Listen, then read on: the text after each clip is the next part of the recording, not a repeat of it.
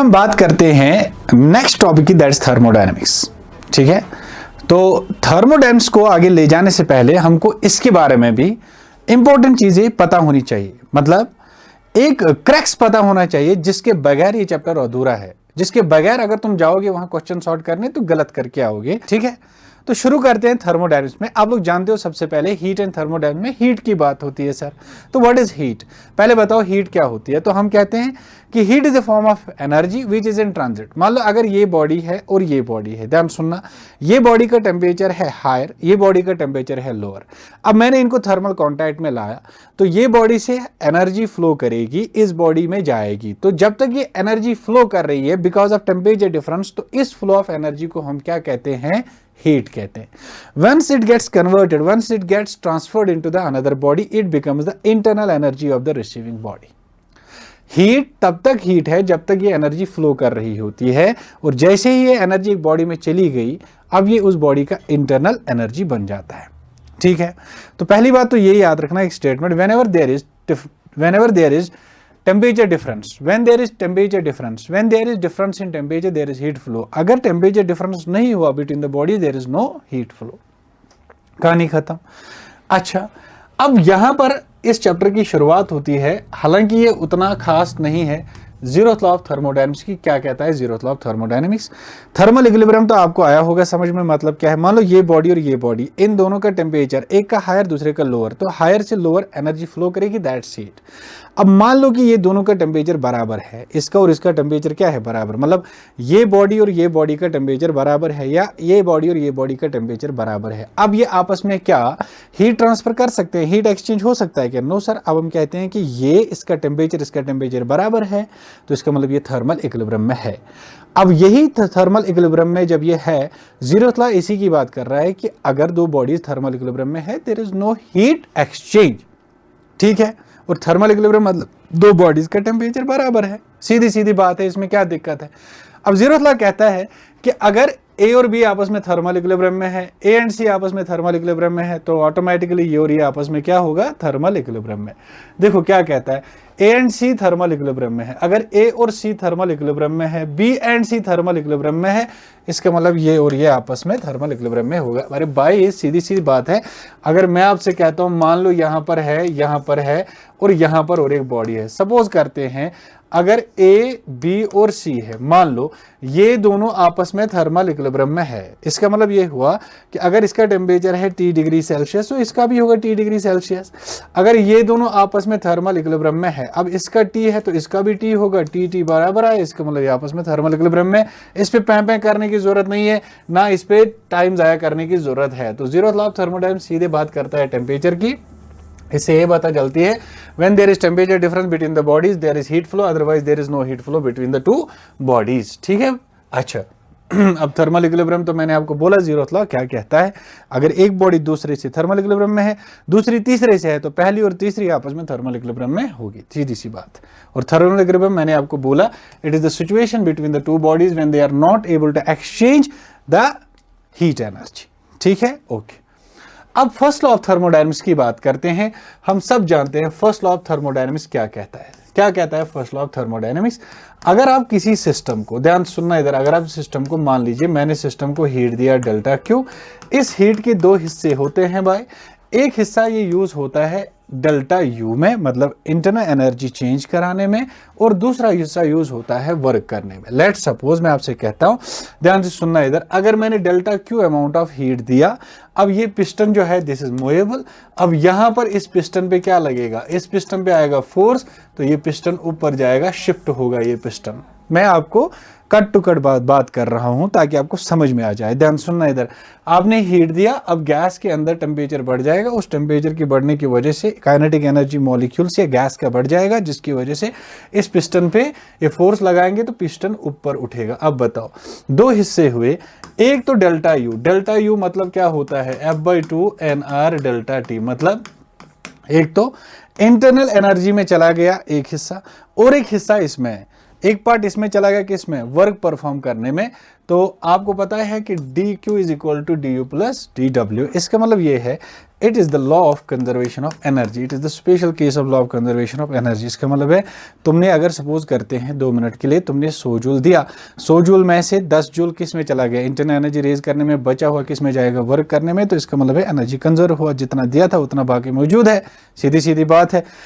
अब यहां पर बात हो रही है D Q is equal to D U plus D W. ध्यान से सुनना इधर, where D is the change in internal energy, D Q is the heat and D W is the work. अब इसमें हमको एक बात याद रखनी है, देखिए अगर सपोज करते मैं यहां पर बताता हूं, देखिए आपने लिखा या ऐसे लिखो, चलो delta Q is equal to delta U plus W. ध्यान सुनना, this is change in internal energy, this is heat change and this is what, this is work. सबसे पहले बात करते हैं डेल्टा क्यू की। ध्यान सुनना इधर, अगर ये पॉजिटिव हुआ इसका मतलब है आपने हीट को सप्लाई करा, हीट इज सप्लाइड। अगर ये नेगेटिव है इसका मतलब है हीट इज रिजेक्टेड। अच्छा, केमिस्ट्री में इसका उल्टा होगा, साइन कन्वेंशन उल्टे लिए जाते हैं, लेकिन अगर आप प्रॉपरली ले जाओगे तो आंसर दोनों में सेम आते हैं, इसमें कोई दिक्कत नहीं, ठीक है। अच्छा, अगर बात करते हैं डेल्टा यू की, ध्यान से सुनना, अगर डेल्टा यू पॉजिटिव है इसका मतलब है टेम्परेचर इंक्रीज हुआ है, अगर ये नेगेटिव है इसका मतलब है टेम्परेचर क्या हुआ है, डिक्रीज हुआ है। दैट्स इट, ये साइन कन्वेंशन है, एक बार देख लो। देखिए ध्यान सुनने, अगर डेल्टा यू पॉजिटिव है टेम्परेचर इंक्रीज हुआ है, अगर डेल्टा यू नेगेटिव है, अगर डेल्टा यू नेगेटिव है तो टेम्परेचर क्या हुआ है, डिक्रीज। और आपको इसमें कोई भी सरप्राइज नहीं होना है, क्योंकि डेल्टा यू जो है, अगर आप ध्यान से देखोगे, अगर ये डेल्टा टी की बात करेंगे और डेल्टा यू की बात करेंगे, you is the function of temperature. Temperature को बढ़ाओगे इंटरनल एनर्जी बढ़ेगी, टेम्परेचर को घटाओगे इंटरनल एनर्जी घटेगी। तो यहाँ हम ऐसे ही बात कर रहे हैं, ठीक है।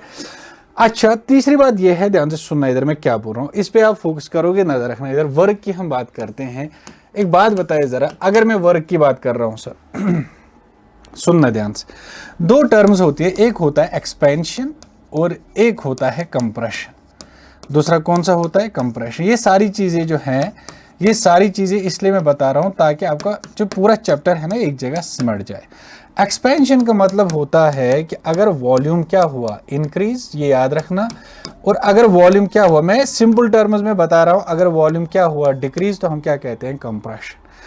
अब हमारे यहाँ फिजिक्स में आप लोग याद रखना कि अगर एक्सपेंशन हुआ, ध्यान सुनना इधर, अगर एक्सपेंशन हुआ तो हम लेते हैं वर्क को पॉजिटिव। मतलब सपोज करते हैं, अगर मैंने जो अभी जो आपको एक एग्जांपल दी थी, ये डेल्टा क्यू था बेटा, ध्यान से सुनना इधर, इसमें गैस था। अब ये पिस्टन है, सपोज करते हैं पिस्टन जो है dx ऊपर चला गया 2 मिनट के लिए। अब बताओ, जब ये dx ऊपर चला गया तो मुझे एक बार बताओ, जो वर्क यहाँ पर हुआ किसने किया और इस पे करा, यहाँ पर गैस ने वर्क करा, किस पे करा, पिस्टन पे करा। अब क्या मैं यहाँ बोल सकता हूँ कि यहाँ एक्सपेंशन हुआ है, वॉल्यूम बढ़ रहा है, यस सर वॉल्यूम बढ़ रहा है, इसको एक्सपेंशन कहेंगे। क्या मैं इसको अपने हिसाब से बोल सकता हूँ, यहाँ पर इसको ऐसे, यहाँ पर टर्म इसको यहाँ पर ऐसे मतलब बोला जाता है, क्या बोलेंगे, it is work done by the gas, it is work done by the gas. Simple सी बात है, अरे भाई गैस ने इस पे फोर्स लगाया, ऊपर चला गया, तो इसको क्या कहेंगे, इसको कहेंगे work done by the gas, work done by gas, work done by the gas. अच्छा, ये वर्क इसने किया, किस पे किया, वर्क मतलब ये सॉरी गैस मतलब सिस्टम, हम कहते हैं work done by the system on surroundings. सीधी सी बात है, किस पे वर्क करा, सराउंडिंग्स पे तो करा। अच्छा, उल्टी बात, अगर मैं आपसे कहूं कि अगर कंप्रेशन हो रहा है, मतलब वॉल्यूम डिक्रीज हो रहा है, तो हम क्या कहेंगे इसको, कंप्रेशन। कंप्रेशन में हम वर्क क्या लेंगे, नेगेटिव। अरे सीधी सी बात है, अगर यहाँ से नीचे अगर इसको आप दबाओगे तो इसका मतलब ये हुआ कि वर्क किस पे हो रहा है, गैस पे हो रहा है। Work is done on the gas, work is done by the gas का मतलब है expansion. Work is done on the gas या work done by the system मतलब expansion. Work done on the system मतलब कंप्रेशन। बाय द सिस्टम अगर है, expansion अगर है, वॉल्यूम अगर इंक्रीज हुआ है तो हम वर्क को पॉजिटिव लेंगे। और अगर कंप्रेशन हुआ है, ऑन द सिस्टम है, work done on the system है या work done on the gas है, उसको हम लेंगे नेगेटिव। इस बात का ख्याल रखना है। अगर डेल्टा क्यू पॉजिटिव है, इट इज सप्लाइड हीट। अगर नेगेटिव है, इट इज रिजेक्टेड हीट, याद रखना है। अगर डेल्टा यू है पॉजिटिव, इसका मतलब है टेम्परेचर बढ़ गया होगा, तभी डेल्टा यू पॉजिटिव है। अगर डेल्टा यू नेगेटिव है, इसका मतलब है टेम्परेचर घट गया होगा, मतलब डिक्रीज हुआ होगा, इसीलिए डेल्टा यू क्या आ रहा है, नेगेटिव है। ये साइन कन्वेंशन हमको याद होने चाहिए। अच्छा, अब इसमें पता है आपको एक चीज याद रखनी है, ध्यान सुनना। इधर वापस चलते हैं अपनी जगह पे, ये सारी चीजें साइन कन्वेंशन है, ध्यान से सुनना मैं क्या बोल रहा हूं इसमें। इसमें इंपॉर्टेंट चीज ये है, ध्यान सुनना, वर्क कैसे निकालते हैं और इंटरनल एनर्जी के बारे में आपको एक चीज याद रखनी है। देखो, जो इंटरनल एनर्जी होता है, चेंज इन इंटरनल एनर्जी जो होता है, याद रखना, ये है स्टेट फंक्शन। ये काम आएगा क्वेश्चंस में, इसलिए हाईलाइट करा है। स्टेट फंक्शन का मतलब ये है कि इनिशियल स्टेट पे डिपेंड करेगा, ध्यान से सुनना इधर, एंड फाइनल स्टेट पे डिपेंड करेगा, ध्यान सुनना इधर। अगर मान लीजिए सपोज करते हैं, ध्यान सुनना इधर, अगर सपोज करते हैं, मैं इस एग्जांपल से बताता हूं, पहले इसकी बात करते हैं। देखिए ध्यान सुनना, मान लो एक प्रोसेस है जो ए से बी गई, और यहां से एक प्रोसेस है जो ए से बी गई, और यहां से एक प्रोसेस है जो ए से बी गई। बताओ क्या तीनों का इनिशियल स्टेट सेम है? Yes sir. क्या तीनों का फाइनल स्टेट सेम है? Yes sir. इसका मतलब ये हुआ कि चेंज इन इंटरनल एनर्जी जो तीनों में आएगी वो सेम आएगी। क्यों? क्योंकि इंटरनल एनर्जी जो है, ध्यान से सुनना इधर, मैंने पहले ही बोला, ये स्टेट फंक्शन है, ये इनिशियल स्टेट और फाइनल स्टेट पे डिपेंड करेगी। It is not a path function. ध्यान से सुनना, मैं फिर से समझा रहा हूं कि मान लो सपोज करते हैं, क्या ये बोल सकता हूं, अगर मैं आपसे कहूं तो क्या मैं ये बोल सकता हूं? ध्यान सुनना इधर, इनिशियल स्टेट और फाइनल स्टेट अगर कोइंसाइड कर गया, मतलब सपोज करते हैं प्रोसेस यहां से चली, फिर प्रोसेस यहां गई, फिर प्रोसेस यहां गई, फिर प्रोसेस यहां गई, ए से स्टार्ट करा, ए पे ही खत्म हुआ, तो जो इनिशियल स्टेट है वही। देखो चेंज को कैसे लिखा जाता है, डेल्टा यू, इसको लिखा जाएगा you final minus you initial. अब ध्यान से सुनना है इधर, अगर मान लो फाइनल स्टेट और इनिशियल स्टेट कोइंसाइड कर गया, तो what is change in internal energy? That is zero. यही तो मैं बोल रहा हूं, अगर इनिशियल स्टेट और फाइनल स्टेट हर एक प्रोसेस का सेम है, ये सिर्फ और सिर्फ इनिशियल स्टेट और फाइनल स्टेट देखता है, बीच में क्या हुआ इससे इसके साथ कोई लेना देना नहीं है। इंटरनल एनर्जी का मैं बात कर रहा हूं। तो अगर यहां पर बात करेंगे, ध्यान सुनना भाई, ए से स्टार्ट हुआ, बी पे खत्म हुआ, ए से स्टार्ट हुआ, बी पे खत्म हुआ, ए से स्टार्ट हुआ, बी पे खत्म हुआ, तो ए से जब इस वाली जो प्रोसेस फर्स्ट है, खुद बताओ जो फर्स्ट प्रोसेस है, बताओ फर्स्ट प्रोसेस में इंटरनल एनर्जी का चेंज क्या आएगा? U B minus U A. Second में कितना आएगा? U B minus U A. Third में कितना आएगा? U B minus U A. तो यही मैं बोल रहा था, ये काम आएगा हमको आगे। इंटरनल एनर्जी का जो चेंज होता है बेटा, it is independent of path, ये पाथ पे डिपेंड नहीं करता है। चलो इस बात की तो बात हो गई। अब हम बात करते हैं वर्क की। अगर बात करेंगे वर्क की, तो तुम लोग याद रखोगे, ध्यान से सुनना इधर, कैसे निकालते हैं वर्क। एक बात याद रखना हमेशा, जब हम वर्क निकालते हैं, कैसे लिखते हैं? Integral of P D V V1 से लेके V2 तक। अच्छा, इसमें एक बात को आप ख्याल रखोगे, ध्यान से सुनना, वर्क के होने के लिए वॉल्यूम का चेंज होना बहुत जरूरी है। When there is change in volume there is work done. There may be change in pressure और टेम्परेचर, और there may not be change in pressure और टेम्परेचर। वॉल्यूम का चेंज होना जरूरी है, प्रेशर चेंज हो भी सकता है, नहीं भी हो सकता है, इससे कोई दिक्कत नहीं है। देखो आपको मैं एक बात बताता हूं, अगर मैं आपसे कहूं, ध्यान सुनना, if there is no change in volume, ध्यान सुनना इधर, if there is no change in volume, अगर change in volume नहीं है, there is no change in volume, volume में चेंज नहीं है, there is no change in volume, work is equal to zero। एक एग्जांपल से समझाते हैं। मुझे एक बात बताओ, आइसोकोरिक प्रोसेस का नाम सुना होगा, इस पे हम बात करेंगे अभी। मुझे बताओ आइसोकोरिक प्रोसेस जो है, आइसोकोरिक प्रोसेस में वॉल्यूम क्या रहता है? कांस्टेंट। और वॉल्यूम जब कांस्टेंट रहता है बेटा, तो मुझे एक बात बताओ, अगर वॉल्यूम कांस्टेंट है, वॉल्यूम क्या है? कांस्टेंट, इसका मतलब है चेंज इन वॉल्यूम कितना हुआ? जीरो। इसका मतलब है वर्क कितना हुआ? That is equal to zero. कहने की बात यह है, वर्क को हम नॉर्मली लिखते हैं integral of P D V V1 से लेके V2 तक। और इस बात का ख्याल रखना है, ध्यान सुनना इधर, अगर प्रेशर कांस्टेंट है, अगर प्रेशर क्या है? कांस्टेंट, तो इसको हम बाहर निकाल के इंटीग्रेशन ऑफ डीवी हो जाएगा। अगर प्रेशर वेरिएबल है तो तब इसकी भी इंटीग्रेशन होगी, लेकिन ये याद रखना है, प्रेशर और डीवी का इंटीग्रेशन कैसे होगा? या तो प्रेशर को लिखोगे इन टर्म्स ऑफ वॉल्यूम, या तो वॉल्यूम को लिखोगे इन टर्म्स ऑफ प्रेशर। तो उस हिसाब से फिर उसके बाद इसकी इंटीग्रेशन हो सकती है। ठीक है, फिर से सुनो एक बार फिर से। जो वर्क होता है, जो हम गैस में वर्क निकालते हैं, ध्यान से सुनना इधर, आप सिंपल सी बात याद रखना, नॉर्मली हम लिखते हैं work is integral of P D V. D V is the change in volume. Whenever there is change in volume there is work done. Change in volume का होना जरूरी है। There may not be change in pressure, there may not be change in temperature. अगर volume change हो रहा है तो work है, अगर वॉल्यूम में चेंज नहीं हो रहा है, अगर उसके बाद प्रेशर चेंज हो रहा है, टेम्परेचर चेंज हो रहा है, उससे मुझे कोई दिक्कत नहीं है, फिर वर्क नहीं होगी। मैं वर्क की बात कर रहा हूं, तो डीवी का होना बहुत जरूरी है। ठीक है, अब ग्राफिकली इसको कैसे निकालते हैं, ध्यान सुनना इधर।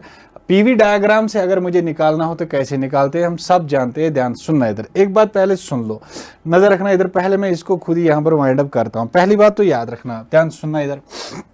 पहले तो आपने लिखा जो वर्क होता है that is equal to W, that is equal to integral of PdV। सही बात है, V1 से लेके V2 तक ये बात हमने समझी कि अगर dV है तो वर्क है, अगर dV नहीं है तो वर्क नहीं है। दूसरी बात, अच्छा PV डायग्राम का नाम आपने सुना होगा, PV डायग्राम का नाम हमने सुना होगा बेटा, इसको हम बाद में इंडिकेटर डायग्राम भी कहते हैं। ध्यान से सुनना इधर। अगर मैं आपसे कहूं एक साइड मैंने बनाया प्रेशर, एक साइड मैंने बनाया वॉल्यूम, लेट्स सपोज, ध्यान सुनना इधर मैं क्या बोल रहा हूँ, एक साइड मैंने प्रेशर बनाया, एक साइड मैंने क्या बनाया, वॉल्यूम, ये मैंने एक प्रोसेस बनाया, लेट्स सपोज। मुझे एक बात बताइए जरा, ध्यान सुनना इधर, इसके नीचे आने वाला जो एरिया होगा किसके बराबर होगा, that is integral of PdV, integral of PdV। लेकिन इंटीग्रल ऑफ PdV किसके बराबर है, वर्क के बराबर है। तो एक जबरदस्त स्टेटमेंट हम याद रखेंगे, ध्यान सुनना इधर, क्या रखेंगे याद, वर्क जो होता है that is integral of PdV and that is equal to area under PV diagram, area under PV diagram and volume axis. इस बात का ख्याल रखना है, एंड वॉल्यूम एक्सिस एक इंपॉर्टेंट है। सही बात है। अब मैंने आपको अभी बोला अगर वॉल्यूम इंक्रीज कर रहा है तो ये एक्सपेंशन है भाई, अगर ये एक्सपेंशन है भाई तो वर्क क्या होगा, पॉजिटिव। सर मुझे एग्जांपल से समझाइए, मुझे ऐसे पता नहीं है। मान लो मैं आपसे कहता हूं, सीधी सी बात, मैंने ऐसा एक ग्राफ बनाया, बताओ क्या लग रहा है, वॉल्यूम इंक्रीज कर रहा है, यस सर। तो बताओ इसके नीचे आने वाला जो एरिया होगा ना बेटा, इसके नीचे आने वाला जो एरिया होगा, let's suppose this is the area of triangle. देखो वर्क जो यहां होगा that is area of triangle, और ये होगा positive because this is expansion.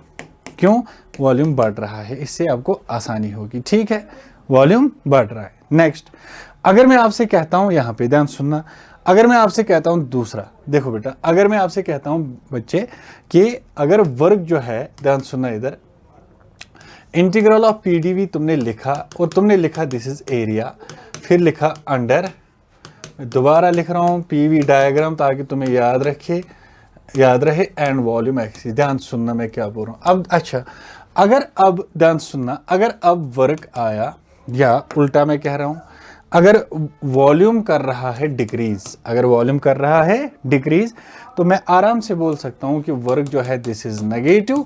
इसी को हमने अभी नाम दिया था this is what, this is compression. Sir इसको भी अगर हम एग्जांपल से समझाते हैं, ध्यान सुनना इधर, let's suppose this is P and this is V।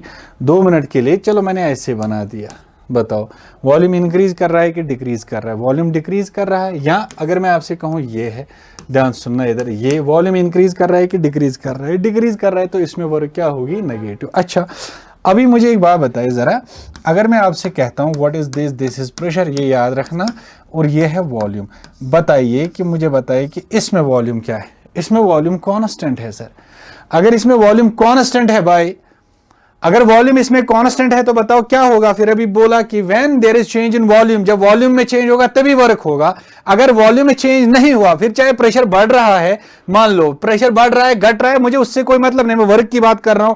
तो यहां मुझे एक बार बताओ, इस लाइन के नीचे वाला एरिया कितना है, 0, या उल्टा समझो वॉल्यूम क्या है, कांस्टेंट। तो क्या मैं वर्क बता सकता हूं, 0, दैट्स इट।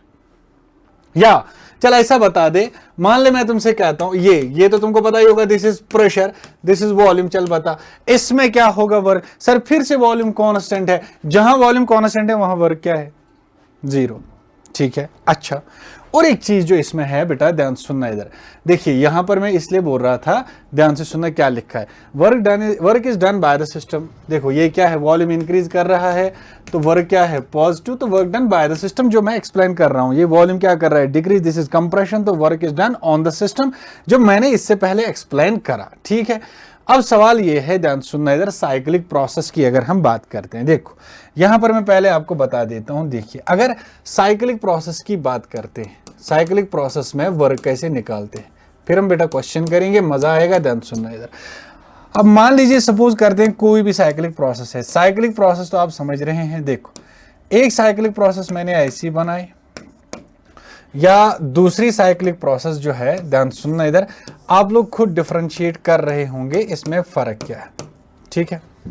अगर इस साइक्लिक प्रोसेस को आप देखोगे ना, दिस इज क्लॉकवाइज, अगर इसको देखोगे दिस इज एंटी क्लॉकवाइज। आपको कुछ नहीं करना है सर, याद क्या रखना है मुझे, अगर साइकिल जो है, अगर साइकिल चल रहा है क्लॉकवाइज, अगर साइकिल क्या चल रहा है क्लॉकवाइज, और यहां साइकिल क्या चल रहा है भाई, क्या चल रहा है बच्चे बता, यहां क्या चल रहा है एंटी क्लॉकवाइज,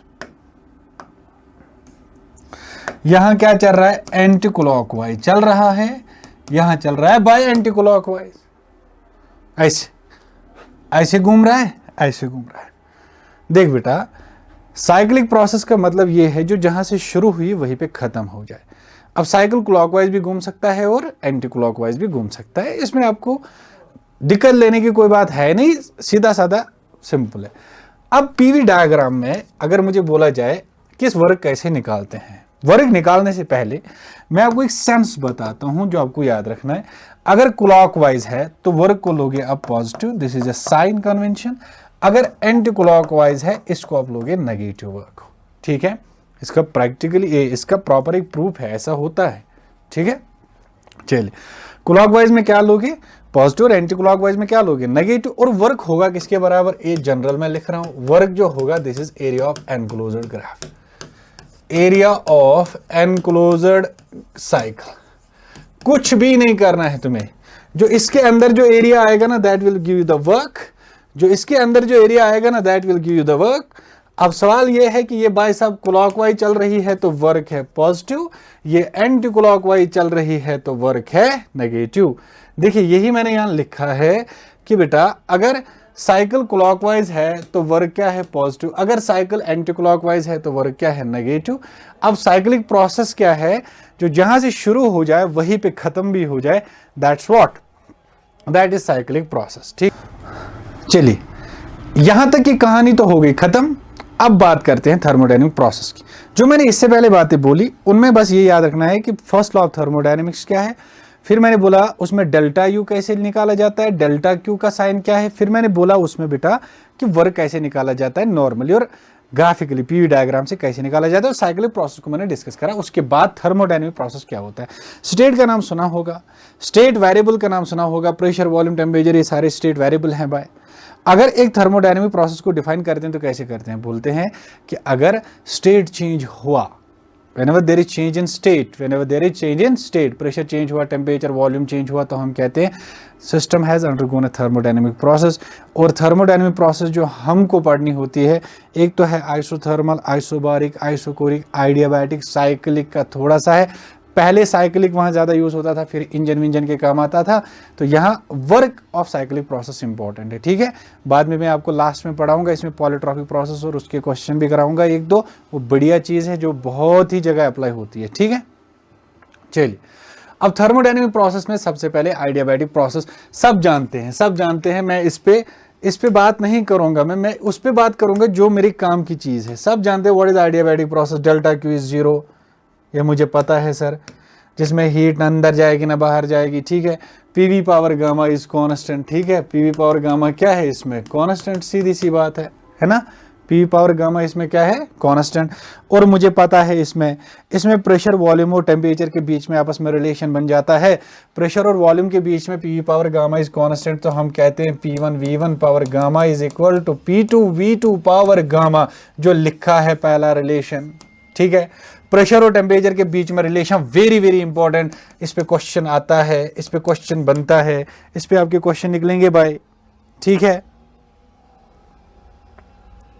इस बात का ख्याल रखना है, इस बात का ख्याल रखना है, ठीक है बेटा, ठीक है। अच्छा, टेम्परेचर और वॉल्यूम के बीच का रिलेशन है यहाँ पे, टेम्परेचर और वॉल्यूम के बीच का रिलेशन है यहाँ पे, ठीक है। T2 V2 यहाँ पर लिखा है, ध्यान सुनना इधर क्या है, देखो मैं यहाँ लिखता हूँ अलग से, ध्यान सुनना। एक तो है रिलेशन प्रेशर एंड वॉल्यूम के बीच में, क्या है PV power gamma is constant, हो गया पहला। तो फिर तो तुम लिख सकोगे ना P1 V1 power gamma is P2 V2 power gamma. दूसरा, प्रेशर एंड टेम्परेचर, तो क्या है P power 1 minus gamma T power gamma, that's constant, हो गई दूसरी रिलेशन।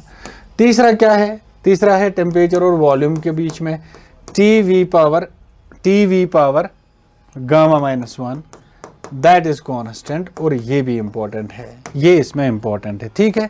अच्छा, वर्क क्या लिखा जाता है एडियाबैटिक प्रोसेस में, और वर्क को कैसे निकाला जाता है, इंटीग्रल ऑफ PdV कर लो, फिर P का वैल्यू वहां पर क्या रख दो, देखो इंटीग्रल ऑफ, हमको पता है इंटीग्रल ऑफ ये वर्क जो होता है that is integral of PdV कर लो। अब मैंने बोला था कि जब आप P को वैल्यू रखोगे तो यहां पर मैंने बोला था P को लिखना पड़ेगा इन टर्म्स ऑफ V, तो P को जब इन टर्म्स ऑफ V ये सॉर्ट वॉट करके रख के सब कुछ करके, तो वर्क का वैल्यू क्या आता है NR divided by 1 minus gamma T2 minus T1। अच्छा, स्लोप ऑफ आइडियाबैटिक प्रोसेस, ध्यान सुनना इधर, पहली बात तो ये मैं आपको बताता हूं, देखिए जो आइडियाबैटिक प्रोसेस होती है उसका PV डायग्राम जो होता है, ध्यान सुनना, उसका PV डायग्राम जो होता है सर कैसा होता है, पहले तो एक बात बताओ, PV पावर गामा क्या है, PV पावर गामा है कांस्टेंट, या आप बोल सकते हो P is inversely proportional to V power gamma, तो इट्स लाइक रेक्टेंगुलर हाइपरबोला, इस तरह का। अब इसमें एक टर्म है जो आप देखोगे बेटा यहाँ पे, इसका एक स्लोप होता है, क्या होता है स्लोप, पहली बात तो अगर तुमको कुछ नहीं पता तो नेगेटिव स्लोप है, ठीक है। इसका जो स्लोप आता है हम लिखते हैं, देखो करोगे किसी भी पॉइंट पे खींचा गया टेंजेंट, उसका स्लोप बताता है और वो होता है फर्स्ट ऑर्डर रेट के बराबर, ये हमको पता था। किसी भी पॉइंट पे खींचा गया टेंजेंट है ना, उसका स्लोप बताएगा। तो यहां पर क्या लिखेंगे, dp अपॉन dv क्या आता है, ये याद रखना है आपको, dp अपॉन dv किसके बराबर आता है, ये आता है माइनस ऑफ गामा टाइम्स, या सीधे लिखूंगा मैं gamma times minus of p by v, ठीक, minus of P by V। अच्छा, और एक टर्म होती है, देखो मैंने लिखा भी होगा यहाँ पर, minus times gamma of P by V, वही तो है, इसको याद रखना है, ठीक। दूसरी बात, एक टर्म और एक होती है जिसको हम कहते हैं आइडियाबैटिक इलास्टिसिटी, क्या कहते हैं आइडियाबैटिक इलास्टिसिटी, जो आपको पता होनी चाहिए, शायद वो वहाँ नहीं लिखा है। आइडियाबैटिक इलास्टिसिटी को हम कैसे लिखते हैं, हम लिखते हैं that is negative of dp upon dv by v, ऐसे लिखा जाता है। अब यहां से आराम से बोल सकते हो, बताओ अगर मैं आपसे बोलूं नेगेटिव को पहले यहां ले आओ, देखो v को यहां ले जाएंगे, अच्छा इधर दिखाते भी हैं, देखिए अगर मैं आपसे बोलूं dp अपॉन dv तो ऐसे लिखेंगे, v को यहां ले आओ, मैंने भी यहां ले आया, माइनस भी यहां ले आया, ये बताओ यहां क्या बचा, गामा इंटू प्रेशर बचा, गामा इंटू प्रेशर। अब इस v को हटा के क्या मैं आराम से यहां भी तो लिख सकता हूं, एक ही तो बात है, ये सारी टर्म क्या है, this is adiabatic elasticity, and adiabatic elasticity is what is adiabatic elasticity, it is gamma times pressure, it is what, it is gamma times pressure of the gas. Adiabatic elasticity इसको कहते हैं, this is gamma times pressure of the gas, इसको याद रखना है। और एक चीज जो इसमें इंपॉर्टेंट पूछी जाती है, सुपरसोनिक हीट जो हमने पढ़ा था, delta Q is equal to n delta T। एक बात बताओ, what is delta Q, that is zero. In case of adiabatic process तो सुपरसोनिक हीट के बारे में पूछा जाएगा, दैट इज जीरो। और एक इंपॉर्टेंट चीज जो इसमें पूछी जाएगी, शायद वो यहां पर मेंशन करी है या नहीं भी करी है, तो मैं हाँ नहीं करी है, ध्यान सुनना इधर, अभी आपको दिखाते हैं, ये इंपॉर्टेंट चीज है। एक बात बताओ जरा, फर्स्ट लॉ ऑफ थर्मोडायनेमिक्स क्या कहता है, फर्स्ट लॉ ऑफ थर्मोडायनेमिक्स कहता है delta Q is equal to delta U plus W। ये स्टेटमेंट है, इंपॉर्टेंट है, ध्यान सुनना इधर। अब बताओ डेल्टा Q क्या है, दैट इज जीरो। आइडियाबैटिक की बात कर रहा हूं मैं, कहीं और नहीं जा रहा हूं, आइडियाबैटिक की बात कर रहा हूं। तो बताओ क्या मैं लिख सकता हूं, delta U is equal to negative of W। अब नया ध्यान सुनना, अगर मैं आपसे कहूं अगर मैं इसे कहूं इफ W इज पॉजिटिव मतलब एक्सपेंशन है ना, बताओ डेल्टा U क्या आएगा, दैट इज नेगेटिव। इसका मतलब ये हुआ आइडियाबैटिक एक्सपेंशन, इसका मतलब ये हुआ कि आइडियाबैटिक, दिख रहा है मैं क्या कर रहा हूं, ठीक है ना भाई, मैंने फर्स्ट लॉ ऑफ थर्मोडायनेमिक्स लगाया भाई, फर्स्ट लॉ ऑफ थर्मोडायनेमिक्स लगाया, डेल्टा Q जीरो है, delta U is minus W। अब W अगर एक्सपेंशन हुआ है तो W पॉजिटिव है, अगर एक्सपेंशन हुआ है तो, अगर W पॉजिटिव एक्सपेंशन हुआ है ना, तो डेल्टा U नेगेटिव। इसका मतलब आइडियाबैटिक एक्सपेंशन से क्या हुआ, adiabatic expansion, delta U negative, temperature down हुआ है, मतलब कूलिंग हुई है, काज कूलिंग। सही चल रहा है, मजा आ रहा है, ठीक है। आइडियाबैटिक एक्सपेंशन काज कूलिंग। और एक चीज अगर मैं इसका उल्टा कर दूं, बताए भाई, इफ, बोलो बच्चे, इफ डेल्टा यू, अगर मैं आपसे कहूं इफ डब्ल्यू इज नेगेटिव, अगर कंप्रेशन हुआ है, अगर कंप्रेशन हुआ है, अब तुम समझदार हो, यहां पर मैं लिखूंगा डेल्टा यू आएगा मतलब negative of negative, that is positive, ये आएगा पॉजिटिव, इसका मतलब है हीटिंग। मतलब adiabatic compression causes heating and adiabatic expansion causes cooling. तो इसका स्पेसिफिक हीट याद होना चाहिए, दैट इज 0। इसका आइडियाबैटिक इलास्टिसिटी पता होना चाहिए, relation between the three parameters, different parameters, ये इंपॉर्टेंट है, पता होना चाहिए। कौन से पैरामीटर मैंने बोले, ये वाले कहाँ गया, चलो पता होना चाहिए, इनके बीच का रिलेशन बहुत इंपॉर्टेंट है, ठीक है। नेक्स्ट हम बात करते हैं आइसोथर्मल प्रोसेस की। अब सवाल ये है कि ध्यान सुनना इधर, आइसोथर्मल प्रोसेस। आइसोथर्मल प्रोसेस सबको पता है क्या होता है आइसोथर्मल प्रोसेस। एक ऐसी प्रोसेस जिसमें टेम्परेचर क्या रहता है, कांस्टेंट। और जब टेम्परेचर कांस्टेंट रहेगा तो ऑब्वियस सी बात है, अगर आप टेम्परेचर कांस्टेंट रखोगे, PV is equal to constant, तो पीवी जब कांस्टेंट तो P1 V1 is equal to P2 V2। तो पहली बात। दूसरी बात इसमें मैं बताता हूं, दूसरी बात, जब इसमें वर्क निकालते हैं तो वर्क जो इसका भी होगा that is integral of PdV। अब P को रखेंगे यहाँ पे इन टर्म्स ऑफ, जैसे मान लो हम लिखते हैं PV is equal to nRT, तो यहाँ P को रख सकते हैं nRT/V, रख सकते हैं। उस nRT/V को यहाँ ले आओ तो आपको मिलेगा खुद ब खुद यहाँ पर P को कर दो convert in terms of work निकालो, दैट्स इट। तो वर्क जो है एक तो आएगा ये 2.303 nRT log of V2/V1। इसी को लिख सकते हैं V2/V1 किसके बराबर आएगा, ध्यान सुनना इधर, V2/V1 आएगा P1। देखो यहाँ अगर मैं V2/V1 कर दूं, यहाँ देखो V2/V1 कर दूं, किसके बराबर आएगा, P1/P2 आएगा बच्चे। तो इसका मतलब ये हुआ भाई साहब कि W is equal 2.303 nRT log of P1/P2। मतलब अगर फाइनल वॉल्यूम ज्यादा हुआ है तो ये वर्क पॉजिटिव आएगा, दिस इज आइसोथर्मल एक्सपेंशन। अगर फाइनल वॉल्यूम क्या हुआ है, इनिशियल से कम हुआ है, दैट इज आइसोथर्मल कंप्रेशन। इसका उल्टा सही है, उल्टा मतलब अगर इनिशियल प्रेशर ज्यादा है या इनिशियल प्रेशर कम है, सही बात है। तुम यहां से कंपेयर करके बता सकते हो। इंपॉर्टेंट चीज पता है इसमें क्या है, देखो मैं आपको यहां दिखाता हूं। इसका भी अगर देखा जाए, देखो ध्यान सुनना इधर, यहां पर ये लिखा है P, यहां पर लिखा है V। देखो बेटा सुनना ध्यान से, pressure is inversely proportional to volume, ये तो तुमने देखा ही होगा। PV is constant then pressure is inversely proportional to volume. इसका भी एक रेक्टेंगुलर हाइपरबोला जैसा ग्राफ आएगा। सर इससे पहले जो बनाया उसमें भी यही, इसके बाद जो बनाया इसमें भी यही। इसको आइसोथर्मल कर्व कहते हैं। जो इससे पहले बताया था दैट इज आइडियाबैटिक, ठीक है। सेम सिमिलर शेप के हैं दोनों, आइडियाबैटिक भी एंड आइसोथर्मल भी। फर्क कहां है, फर्क है स्लोप में। ध्यान से सुनना इधर, जब इसका स्लोप लिखा जाएगा तुम लिखोगे simply dP/dV, it is negative, तो है ही डिवाइडेड बाय P/V, ठीक है। यहां पर एक बात सुनना, जो स्लोप ऑफ, मैं ऐसे लिखता हूं, देखो इससे आपको अच्छा लगेगा, ऐसे लिख सकता हूं मैं। जो स्लोप ऑफ आइडियाबैटिक कर्व है, क्या था वो, that was gamma into minus P/V, ठीक।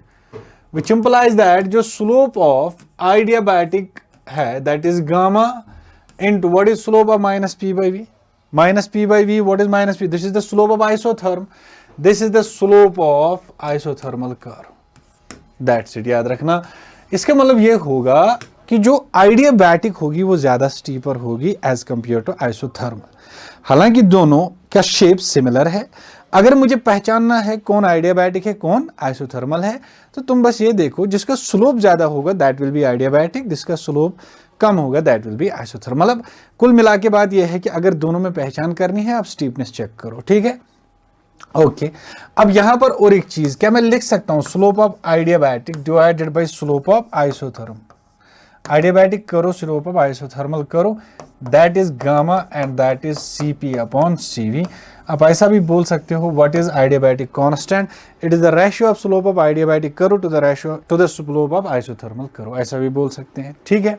अच्छा, और एक चीज जो इसमें आपको याद रखनी है, किसमें, आइसोथर्मल कर्व में, ध्यान से सुनना, इधर कहाँ गया, ये देखिए। इसमें और एक चीज याद रखनी है जिसको हम कहते हैं आइसोथर्मल इलास्टिसिटी। आइसोथर्मल इलास्टिसिटी जो याद रखनी है, दैट इज इक्वल टू, शाबाश, isothermal elasticity that is equal to minus dp upon dv by V. अभी जो मैंने बोला बताओ क्या आएगा। तो this will be equal to कहाँ से, यहाँ पे है ना, देखो what is dp by V, इसको यहाँ ले जाओ माइनस लेके साथ, तो ये किसके बराबर आएगा, प्रेशर के बराबर आएगा, दैट्स इट। तो ये होता है प्रेशर। क्या होता है, प्रेशर, प्रेशर ऑफ गैस। वहां क्या था, वहां था गामा टाइम्स प्रेशर। तो ऐसा भी बोल सकते हो ना, देखो adiabatic elasticity, adiabatic elasticity, adiabatic elasticity divided by isothermal elasticity. Isothermal elasticity किसके बराबर है, पहले था gamma times pressure divided by था प्रेशर, ये भी खत्म, that's equal to gamma, that's equal to Cp upon Cv, that's equal to slope of adiabatic upon slope of isothermal curve. ये सारी चीजें आप रिलेट कर सकते हो, इस पे क्वेश्चन बनेगा, दैट्स इट। अच्छी चीज है ना। चल नेक्स्ट, नेक्स्ट पॉइंट जो इसमें बताना है, याद रखना, इस पे क्वेश्चन आया है, ये दो आइसोथर्म्स जो हैं, ध्यान सुनना इधर। अगर अब आपको पता है आइसोथर्म और आइडियाबैटिक कर्व में स्लोप का डिफरेंस होता है, स्लोप होता है ज्यादा आइडियाबैटिक का, आइसोथर्म का कम होता है भाई, ठीक है बच्चे। अब सवाल ये है कि अगर मान लो इस तरह के हैं, क्या ये आइसोथर्मल हो सकता है? नो सर, कभी नहीं हो सकता है। टू आइसोथर्म्स के नेवर इंटरसेक्ट, ठीक है। मतलब अगर मैं आपसे कहूं क्या ये दो आइसोथर्म हो सकते हैं क्या? नो सर, ये आइसोथर्म नहीं हो सकते। क्यों? एक ही पॉइंट पे दो टेम्परेचर कैसे पॉसिबल होंगे? आइसोथर्म का मतलब ये है कि हर एक पॉइंट पे टेम्परेचर क्या होना चाहिए? बराबर, है ना। हर एक पॉइंट पे टेम्परेचर क्या होना चाहिए? बराबर। अब सवाल ये है कि अगर यहां पर ये इंटरसेक्ट कर रही हैं तो क्या ऐसा पॉसिबल है? No sir. क्या पॉसिबल है इसमें? पॉसिबल ये है अगर एक आइसोथर्मल है तो दूसरी आइडियाबैटिक है, सीधी सी बात है। दूसरी क्या है? आइडियाबैटिक, ठीक है। अच्छा उल्टा है, उल्टा भी इसमें सोचो। मान लो अगर ये आइडियाबैटिक है, अगर ये आइडियाबैटिक है, क्या जरूरी है ये आइसोथर्मल है? अगर ये आइसोथर्मल है, कंफर्म है ये आइडियाबैटिक है। मैं उल्टा बोल रहा हूं, अगर ये आइडियाबैटिक है, क्या ये आइसोथर्मल जरूरी है? आइडियाबैटिक भी हो सकती है। क्यों? क्योंकि आइडियाबैटिक में हम लिखते हैं पीवी पावर गामा, ठीक है ना। अगर गामा की हम बात करेंगे, जिसके गामा का पावर ज्यादा होगा, है ना। मोनो एटॉमिक में अगर देखा जाए तो गामा ज्यादा है, डाई एटॉमिक में देखा जाए तो थोड़ा कम है। जिसमें गामा का पावर ज्यादा होगा ज्यादा स्टीपर होगा। ऐसा भी तो हो सकता है ना कि ये वाला मोनो एटॉमिक का है, ये वाला डाई एटॉमिक का है, इसमें क्या दिक्कत है? कहने की बात यह है कि मुझे वहां नहीं जाना है, मुझे ये जानना है कि दो आइसोथर्म्स कभी इंटरसेक्ट नहीं करते हैं, ये पॉसिबल नहीं है। और दूसरा पॉइंट ये देखना है कि आइसोथर्म्स हमेशा पैरेलल रन करती हैं, दे ऑलवेज रन पैरेलल। और जो ऑरिजिन से सबसे दूर होगी, T3, T2 एंड T1, जो ऑरिजिन से सबसे दूर होगी, जो सबसे आगे होगी, दूर होगी, उसका टेम्परेचर ज्यादा होगा। उसका टेम्परेचर क्या होगा? ज्यादा, ठीक है। चलिए नेक्स्ट पॉइंट की बात करते हैं, उसका टेम्परेचर क्या होगा? ज्यादा। आ जाइए, तो ये थी कहानी किसकी? आइसोथर्म की। अब आइसोकोरिक प्रोसेस में तो हमको पता ही है, आइसोकोरिक प्रोसेस में क्या होता है बेटा, इसमें वॉल्यूम रहता है कांस्टेंट। जब वॉल्यूम कांस्टेंट रहेगा तो इसका मतलब है चेंज इन वॉल्यूम कितना? जीरो। देखो वर्क कितना? Zero. Change in internal energy जो मैंने आपको पढ़ाया है, इससे पहले बताया है। एक बात बताओ, आइसोकोरिक में देखो जब वॉल्यूम कांस्टेंट रहता है तो, अच्छा एक बात बताओ जरा, इससे पहले मैं आपको बता दूं, अगर डेल्टा क्यू, देखो एक पॉइंट याद रखना बेटा, अगर सपोज करते हैं सुपरसोनिक हीट कैसे लिखते हैं? Delta Q upon n delta T. Isotherm में डेल्टा टी कितना होता है? जीरो। तो सी का वैल्यू कितना आएगा? इन्फिनिटी। इस बात को मैं भूल गया था, ये पॉइंट पूछा जाता है। आइडियाबैटिक में सुपरसोनिक हीट जीरो है, आइसोथर्मल में क्या है? इन्फिनिटी है। तो पहली बात तो सोचो और समझो कि सुपरसोनिक हीट का वैल्यू जीरो से इन्फिनिटी की ओर जा सकता है। इसका मतलब है सुपरसोनिक हीट प्रोसेस डिपेंडेंट होता है, ठीक है। इस बात का ख्याल रखना है। और उसी में फिर हम दो पढ़ते हैं, सुपरसोनिक हीट एट, क्योंकि जीरो से लेके इन्फिनिटी तक का वैल्यू आ सकते हैं, जीरो से लेके इन्फिनिटी, समझना बात को। उसी में फिर हम यूज करते हैं हम पढ़ते हैं फिर supersonic heat at constant pressure और supersonic heat at constant volume. कहने की बात यह है कि मैं आपको बोल रहा हूं कि चेंज इन इंटरनल एनर्जी में ऑलरेडी बोल चुका हूं, क्योंकि V कांस्टेंट है तो यहां पर जो स्पेसिफिक हीट होगा दैट विल बी CV, और जो इंटरनल एनर्जी और CV के बीच में रिलेशन है that is NCV delta T, और CV जो खुद है दिस इज N, CV होता है बराबर R divide by gamma minus 1, ये मैं ऑलरेडी KTG में बता चुका हूं, ये लिखा है यहां पे, इसमें कोई दिक्कत नहीं है।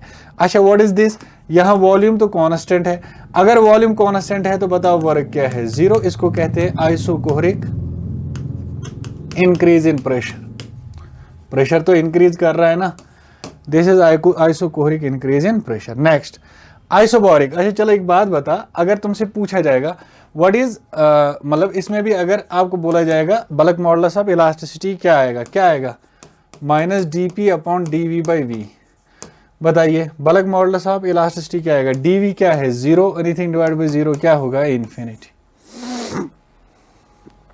बल्क मॉडुलस ऑफ अरे by bulk modulus of elasticity infinity ही आना चाहिए, क्यों, क्योंकि जब वॉल्यूम में चेंज ही नहीं आ रहा है, वॉल्यूम में चेंज नहीं आ रहा है ना। चलो आगे चलते हैं, अगर बात करते हैं इसके स्पेसिफिक हीट की that is CV। Next point है कौन सा, आइसोबारिक प्रोसेस। आइसोबारिक प्रोसेस में हमको पता है प्रेशर क्या रहता है कांस्टेंट, तो अगर प्रेशर ही कांस्टेंट है तो हमको पता है V is directly proportional to T, फिर मैंने ये ग्राफ भी बताया था V is directly proportional to T, तो this graph is like this, ठीक। अच्छा फिर V1 by T1 is V2 by T2, और वर्क जो आएगा क्या होगा, work integral of P dV, बताओ क्यों, प्रेशर क्या है कांस्टेंट, ये बाहर आ जाएगा, इंटीग्रेशन होगा dV का V1 से लेके V2 तक, तो मैं लिख सकता हूं, बताओ what is the integration of dV, that is V कहां से कहां तक, V1 से लेके V2 तक, that is P into V2 minus V1, that's it, है ना। अगर V2 ज्यादा है तो एक्सपेंशन है, V2 कम है तो कंप्रेशन है। अच्छा यहां पर क्या है, ये अगर यहां पर देखा जाए प्रेशर क्या है, यहां पर प्रेशर है कांस्टेंट।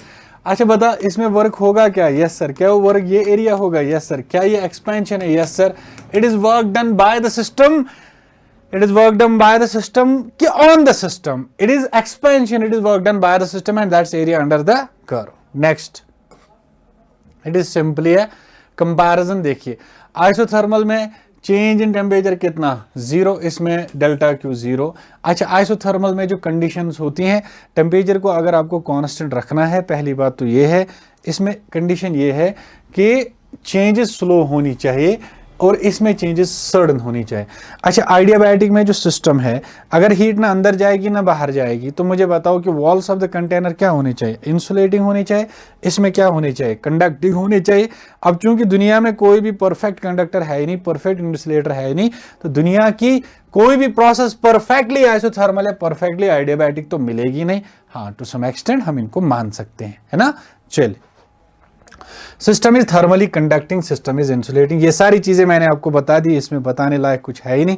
नेक्स्ट पॉइंट है, नेक्स्ट है देखो कंपैरिजन बिटवीन आइसोथर्मल एंड आइडियाबैटिक। देखो मैं आपको बता रहा हूं, अगर आप ध्यान से देखोगे ना, इसमें नजर रखना, इधर V1 से लेके V2 तक यहां तक लिया गया है, ऊपर वाला क्या है, ये है आइसोथर्मल। क्यों आइसोथर्मल है और ये वाला क्यों आइडियाबैटिक है, क्योंकि स्टीपनेस मैंने बोला, नीचे वाले का अगर स्टीपनेस देखोगे ज्यादा स्टीप है, ऊपर वाला कम स्टीप है। अब आपसे वहां पर बोल रहा है असल में ये होना चाहिए कंपैरिजन बिटवीन द टू। देखो इक्वल वॉल्यूम में कंपैरिजन हो रहा है, इक्वल वॉल्यूम में असल में मैं आपको बताता हूँ ये क्या है, ध्यान सुनना इधर।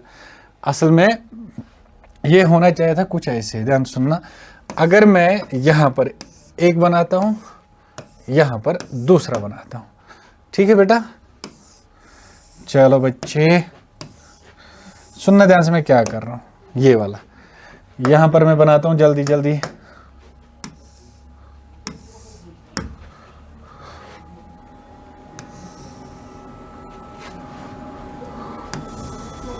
सॉरी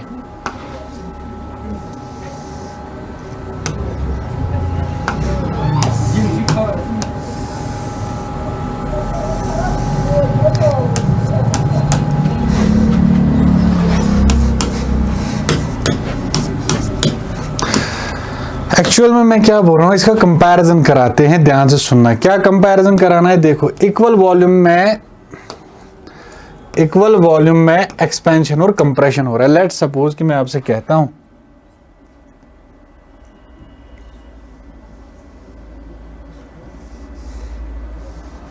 देखिए ये वाला सपोज करते हैं this is V1 and this is V2 और ये वाला भी V1 एंड V2। अब बताए खुद ही, अगर यहां पर एक्सपेंशन हो रहा है तो ये वाला कौन सा है आइसोथर्मल, ये वाला कौन सा है आइडियाबैटिक। ठीक है, यहां पर उल्टा देखिए, इसमें मुझे बताए कौन सा वाला आइसोथर्मल है कौन सा वाला आइडियाबैटिक है। अगर इसकी बात करेंगे और इसकी बात करेंगे, बताओ कौन सा वाला है। ये वाला सीधा सीधा दिख रहा है आइसोथर्मल है, ये वाला क्या है आइडियाबैटिक। बस खत्म बात। इक्वल वॉल्यूम में एक्सपेंशन और कंप्रेशन हो रहा है। अब यहां पर मुझे बताओ, पहली बात अगर मैं आपसे कहूं बताओ वर्क किसका ज्यादा होगा, मैं लिखता हूं आइसोथर्मल, यहां लिखता हूं मैं आइडियाबैटिक। ठीक है, प्रेशर लिख रहा हूं मैं आइसोथर्मल, यहां लिख रहा हूं मैं प्रेशर आइडियाबैटिक। ठीक है, यहां टेम्परेचर लिख रहा हूं मैं आइसोथर्मल, यहां टेम्परेचर लिख रहा हूं मैं आइडियाबैटिक। इस वाली सिचुएशन में बताओ जो ज्यादा एरिया कवर करेगी भाई उसका वर्क ज्यादा होगा, तो इसका ज्यादा होगा।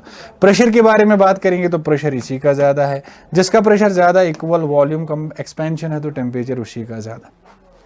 अच्छा, स्लोप किसका ज्यादा होगा ये मुझे पता है, slope of adiabatic is greater than slope of, मतलब स्लोप उल्टा लिखेंगे, slope of isothermal is less than slope of adiabatic. इसमें इसका उल्टा हो जाएगा। बताओ किसका वर्क, देखो work of isotherm is less than work of adiabatic, pressure of isotherm is less than pressure of adiabatic, temperature of isotherm is less than temperature of adiabatic, slope of isotherm is always less than slope of आइडियाबैटिक। By pressure के बारे में बात हो रही है, temperature के बारे में बात हो रही है, यही इसका मकसद था। यहां पे देखो pressure of A is greater then temperature भी ग्रेटर देन। ठीक है, उल्टा देखिए। दूसरा, अगर कंप्रेशन है तो ये वाली तो क्या है, नीचे वाली तो आइसोथर्मल है, ऊपर वाली आइडियाबैटिक है, तो WAPA लेस देन। यही मैंने बोला, मैंने इससे तरीके से समझाया। अब यहां पर देखिए, यहां पर क्या है ग्राफ्स फॉर एक्सपेंशन, इस पे क्वेश्चन आया था, ध्यान सुनना, क्वेश्चन आया इसलिए मैंने पहले तो ये क्वेश्चन में दिया था कि पहले एक बार एक क्वेश्चन आया था कि इनको आप कर लो आइडेंटिफाई कौन कौन सी प्रोसेस है। ठीक है, अगर मान लो ना दिया होता तो यहाँ प्रेशर कौन से, आइसोबारिक, आइसोथर्मल, आइडियाबैटिक है, आइसोकोरिक। बताओ इसकी आपने पॉलीट्रॉपिक प्रोसेस का नाम सुना है, that is PV power n is constant. बताओ आइसोबारिक में, मैं ये पढ़ाऊंगा फिर आगे आपको, आइसोबारिक में n का वैल्यू क्या होगा। बेटा n का वैल्यू 0 है, यहां n का वैल्यू है इन्फिनिटी, तो ये 0 से लेके इन्फिनिटी की ओर चल रही है। ठीक है, आपको पता है इसमें क्या सवाल पूछा गया था, ध्यान सुनना इधर। सवाल इसमें यह पूछा गया था, मुझे एक बात बताइए जरा, अगर मैं आपसे कहूं ये वाला और एक मैंने बनाया, ये वाला और एक बनाया, अब यहां तक तो मुझे पता है this is isobaric and this is isochoric. मुझे एक बात बताओ, ये तीनों के तीनों क्या हैं, अब आइडियाबैटिक, ये तीनों अगर आइडियाबैटिक है, इनमें से मुझे आपको बताना है कि बताओ कौन सा मोनोएटॉमिक, डायटॉमिक, ट्राइएटॉमिक कौन सा वाला होगा, ये पहचानना आना चाहिए। ध्यान से याद रखना, जिसका गामा ज्यादा होगा उसका स्टीपनेस ज्यादा होगा, उसका स्लोप ज्यादा होगा। इन जनरल अब याद रखो, जिसका गामा ज्यादा है उसी का क्या स्लोप ज्यादा है, वही ज्यादा स्टीपर है। अब मुझे एक बात बताओ, इन तीनों में स्टीपर कौन है, ये वाली ज्यादा है। अब इसका गामा क्या होगा, ज्यादा गामा किसका ज्यादा है, मोनोएटॉमिक का, तो इसका मतलब है ये होगी मोनोएटॉमिक वाली, ये होगी डायएटॉमिक, ये वाला क्या होगा ट्राइएटॉमिक। ठीक है, ये वाला तो आइसोकोरिक है ही। अब और एक क्वेश्चन एक बार पूछा गया था, इनके वर्क का आप ऑर्डर लिखो, वर्क का ऑर्डर लिखना है। बताओ सबसे ज्यादा वर्क कौन करेगा, सबसे ज्यादा करेगा आइसोबारिक, उसके बाद उसका वर्क कौन सा वाला, फिर ये इसके नीचे एरिया ज्यादा है, वर्क किसका आइसोथर्मल, फिर ग्रेटर देन वर्क ट्राइएटॉमिक, फिर ग्रेटर देन वर्क डायएटॉमिक, फिर ग्रेटर देन वर्क मोनोएटॉमिक। ठीक है, तो ये एक बार पूछा गया था, इसलिए यहां पर ऐड करा है। तो कुल मिला के बाद यह है कि इस तरह के आपको क्वेश्चन पूछे जाएंगे। अब हम कुछ क्वेश्चंस को डिस्कस करते हैं थर्मोडायनामिक्स के, इसको आगे ले चलते हैं। देखो, find the work done by the gas in the process. पहले एक बात बताओ, साइक्लिक प्रोसेस है, यस सर। क्या एंटी क्लॉकवाइज है, यस सर। क्या वर्क नेगेटिव होगी, यस सर। अब पहली बात तो ये दोनों रेस से आउट, खत्म कहानी, मग खत्म, इसमें कोई दिक्कत नो सर। अब बात करते हैं, मुझे एरिया निकालना है, और साइक्लिक प्रोसेस में एरिया ऑफ एनक्लोज्ड ग्राफ होता है। कैसे निकालेंगे एरिया ऑफ एनक्लोज्ड ग्राफ, जरा बताओ। मैं पहले लिखता हूं, देखो जो वर्क, बाद में इसको नेगेटिव लगाते हैं, देखो pi into R1 into R2, ऐसे लिखता हूं मैं, डिवाइड बाई 2, प्लस लिखता हूं pi into R1 into R2 divide by लिखता हूं 2। सुनना ध्यान से, तो वर्क जो होगा, सीधी सीधी बात है, वर्क जो होगा पहले तो ध्यान से सुनना इधर, अगर मैं आपसे कहूं ये जो बड़ा वाला जो है, ऊपर वाला जो हिस्सा है, मैं इसको एक पूरा सर्कल मान के उसके आधे वाले का एरिया बताऊंगा। पहले पूरा निकालूंगा, उसके 2 हिस्से करो तो मुझे इस वाले का मिलेगा, दूसरे वाले का पूरा एक सर्कल मानो फिर उसके हिस्से कर दो तो आपको वो वाला एरिया भी मिलेगा, ओवरऑल आपको ये सारा एरिया मिल जाएगा। तो बताओ ऊपर वाले का क्या लिखेंगे, पाई r1 r2। r1 कितना है, it is simply 4 - 3। What is r2, तो क्या r2 ये हुआ, yes sir. What is r2, this is 4 - 2 divided by 2 plus, आ जाओ छोटे वाले को देखो, छोटे वाले गोले को देखो, शाबाश। इसका रेडियस कहां से कहां तक है, ये हुआ इसका रेडियस, चलो अलग से दिखाता हूं मैं। इसका रेडियस तो ये हुआ ना, ये हुआ इसका रेडियस, ये वाला कितना है रेडियस, शाबाश 3 - 2.5। This is 3 - 2.5 into what is another radius, ये वाला कितना है, r2 कितना है, this is 2 - 1 whole divide by 2। This is the work done. इसको सॉर्ट करो और खुश हो जाओ, बताओ कितना आएगा। तो यहां पर लिखता हूं मैं, तो जो वर्क आएगा, दूसरा लिखता हूं मैं यहां पे, तो जो वर्क आएगा फाइनली क्या आएगा, वर्क जरा बताए, वर्क क्या आएगा। ये हो गया 4 - 3 कितना हो गया 1, ये हो गया 4 - 2, तो कितना बचा, ऊपर बचा सिंपली पाई प्लस। अब 3 - 2.5 कितना हुआ 0.5 इंटू 2 - 1/2 डिवाइड बाई 2, ये हो गया इतना पाई। इसको थोड़ा तमीज से लिखो, कितना हो गया 5/10 हो गया 20। This is 25 pi divided by 20, इतना बचेगा। ये हो गया 5 × 5 = 25, 4 जार, तो फाइनली जो वर्क आपको मिलेगा 5/4। देखो जो फाइनली यहां सॉर्ट करके मिला, वर्क इज 5/4 पाई। यूनिट क्या आएगा, एटमॉस्फेयर, इस साइड क्या आएगा, लीटर, ठीक है। अच्छा, अब पॉजिटिव है कि नेगेटिव है, नेगेटिव है, मैंने बोला पहले ही, ये एंटी क्लॉकवाइज चल रही है तो नेगेटिव आएगा, that's it. Next question next ये है, 1 mole of an ideal gas under, it's a very good question, undergoes a process as shown in the figure, find the molar specific heat। आपको molar specific heat बतानी है, ठीक है, molar specific heat बतानी है, और गैस कौन सा है इस बात का ख्याल रखना है, दिस इज मोनोएटॉमिक गैस। सुन लो ध्यान से, ये फर्स्ट लॉ ऑफ थर्मोडायनेमिक्स इसमें इन्वॉल्व होगा, अदरवाइज ये क्वेश्चन करना बहुत टफ हो जाएगा। एक बात बताओ जरा, उस इक्वेशन से क्या पता चल रहा है, जरा बताओ मुझे, एक बार बताओ जरा, क्या V इज इक्वल टू, सुनना ध्यान से, क्या आपको लग रहा है कि V, ध्यान सुनना, V is equal to K into 1/T। अरे इसकी इक्वेशन क्या बनेगी बच्चे, इसकी इक्वेशन क्या बनेगी, V is equal to K into 1/T बनेगी ना, Y is equal to mx। तो बताओ बन गई, ठीक है, मैं वही कर रहा हूं, ध्यान सुनना। बताओ क्या मैं लिख सकता हूं Vt is equal to constant, ठीक है। अब मुझे इसको डिफरेंशिएट करना पड़ेगा, क्यों करना पड़ेगा तुम्हें अभी समझ में आ जाएगा, इसलिए करना पड़ेगा क्योंकि मुझे इसको यूज करना है इन फर्स्ट लॉ। इसको डिफरेंशिएट करो, बताओ डिफरेंशिएशन करने के बाद क्या आएगा, V इंटू क्या आएगा dt प्लस क्या आएगा T इंटू क्या आएगा dV, दैट्स इक्वल टू 0। अब यहां पर dV का वैल्यू बताओ, सिंपल dV का वैल्यू बताओ, -V/T इंटू आएगा dt, इसको याद रखना है, ठीक है। आ जाओ दूसरे पे दिखाते हैं। क्या तुम जानते हो dq, फर्स्ट लॉ जानते हो, बाय फर्स्ट लॉ जानते हो, that is dq is equal to du plus dq is equal du plus w dw। सही बात। बताओ dq के बदले में क्या लिख सकता हूं, nc dt, भाई पता है ना। और du के बदले क्या लिख सकता हूं, ncv dt, और dw के बदले क्या लिख सकता हूं, pdv। अब dv की बात आ रही इसलिए वहां डिफरेंशिएट करना पड़ा, ठीक है। देखो अब यहां पर लिख सकते हैं nc dt, इसको लिखेंगे ncv dt, ये पता होना चाहिए, du ऐसा ही होता है, दिस इज pdv, ओके। अब n कितना दिया है चेक करेंगे, दिस इज 1 मोल, हटा दो n को, क्या दिक्कत है। तो बताओ यहां पर क्या आएगा, c into d T, that is equal to, यहां पर लिखेंगे cv dt प्लस लिखेंगे p। अब आ जाओ मुद्दे पे, dv -v/t dt, -v/t dt, -v/t dt, हटाओ, छम छम छम।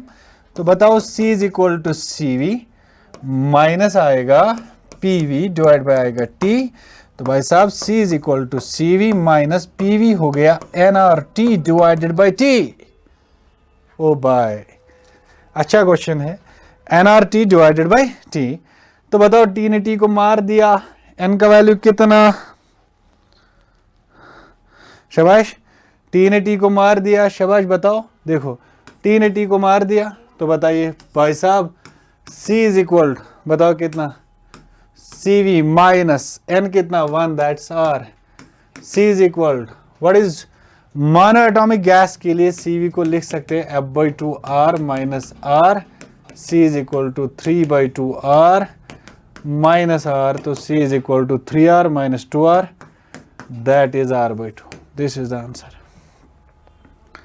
ठीक, तो R/2 है, यस सर। आ जाइए आगे, चलिए क्वेश्चन नंबर नेक्स्ट, कहाँ गया,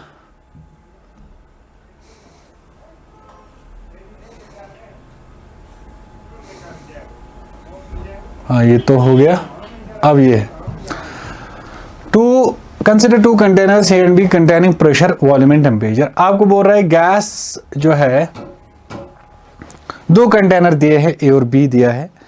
आपसे बोल रहा है जो गैस है ना कंटेनर ए में, वो कंप्रेस हुआ है to half of its volume isothermally, while जो गैस है कंटेनर बी में वो कंप्रेस कर दिया गया half of its original value, original volume adiabatically. The ratio of final pressure of gas B to that of this. देखो ये बोल रहा है दो गैसेस है ए और बी कंटेनर में रखे हैं, जो ए है उसको कंप्रेस कर दिया गया half of its initial volume adiabatically. ध्यान से सुनना क्या कर, नहीं आइसोथर्मली, ध्यान से सुनना इधर क्या किया इसने। आपको बोल रहा है जो फाइनल प्रेशर्स का रेशियो है वो बताओ। The ratio of final pressures of gas of B to the A is, पहले गैस ए की मैं बात करता हूं, ध्यान से सुनना इधर। पहले एक बात बताओ, अगर आपसे बोल रहा है compress to half of its initial volume isothermally, बताओ क्या लिखेंगे, PV is constant, gas A की बात कर रहा हूं मैं, तो बताइए क्या आएगा फिर भाई साहब, this is P1 V1 that is equal to P2 V2। ठीक है, ये गैस ए की बात कर रहा हूं। अब मुझे बताओ व्हाट इज P1, इसको मैंने P लिखा, what is V1, this is V, what is P2 जो मैं निकालूंगा, what is V2, this is V/2, हाँ हाफ, दिस इज V/2। ये खत्म, तो इसका मतलब ये हुआ कि P2 जो आएगा दैट इज 2 ऑफ P। ये मैं आइसोथर्मली बात कर रहा हूं, मतलब ये मैं गैस ए की बात कर रहा हूं, final pressure of gas A when it is compressed isothermally.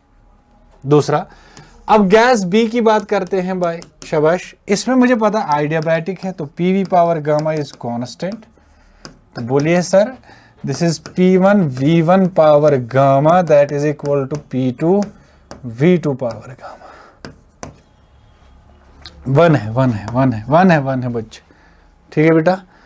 तो बताओ यहां पर क्या आएगा, बोलिए शाबाश। P1 तो P1 ही है, V1 तो V ही मानेंगे, गामा P2 निकालेंगे, इसको कर देंगे V/2 पावर आएगा गामा, सही बात। अब V पावर गामा तो गया, तो यहां पर P2 का वैल्यू क्या आएगा, this is 2 power gamma into P, this is B का फाइनल आइडियाबैटिकली। तो what is the ratio PB/PA, मैं ऐसे लिखता हूं फाइनल रेशियो, ये आया 2 gamma P divide by 2P, ये इसने इसको मार दिया, 2 गामा पावर -1 आंसर होना चाहिए, दैट्स इट। कहां है 2 पावर गामा -1। चलो नेक्स्ट,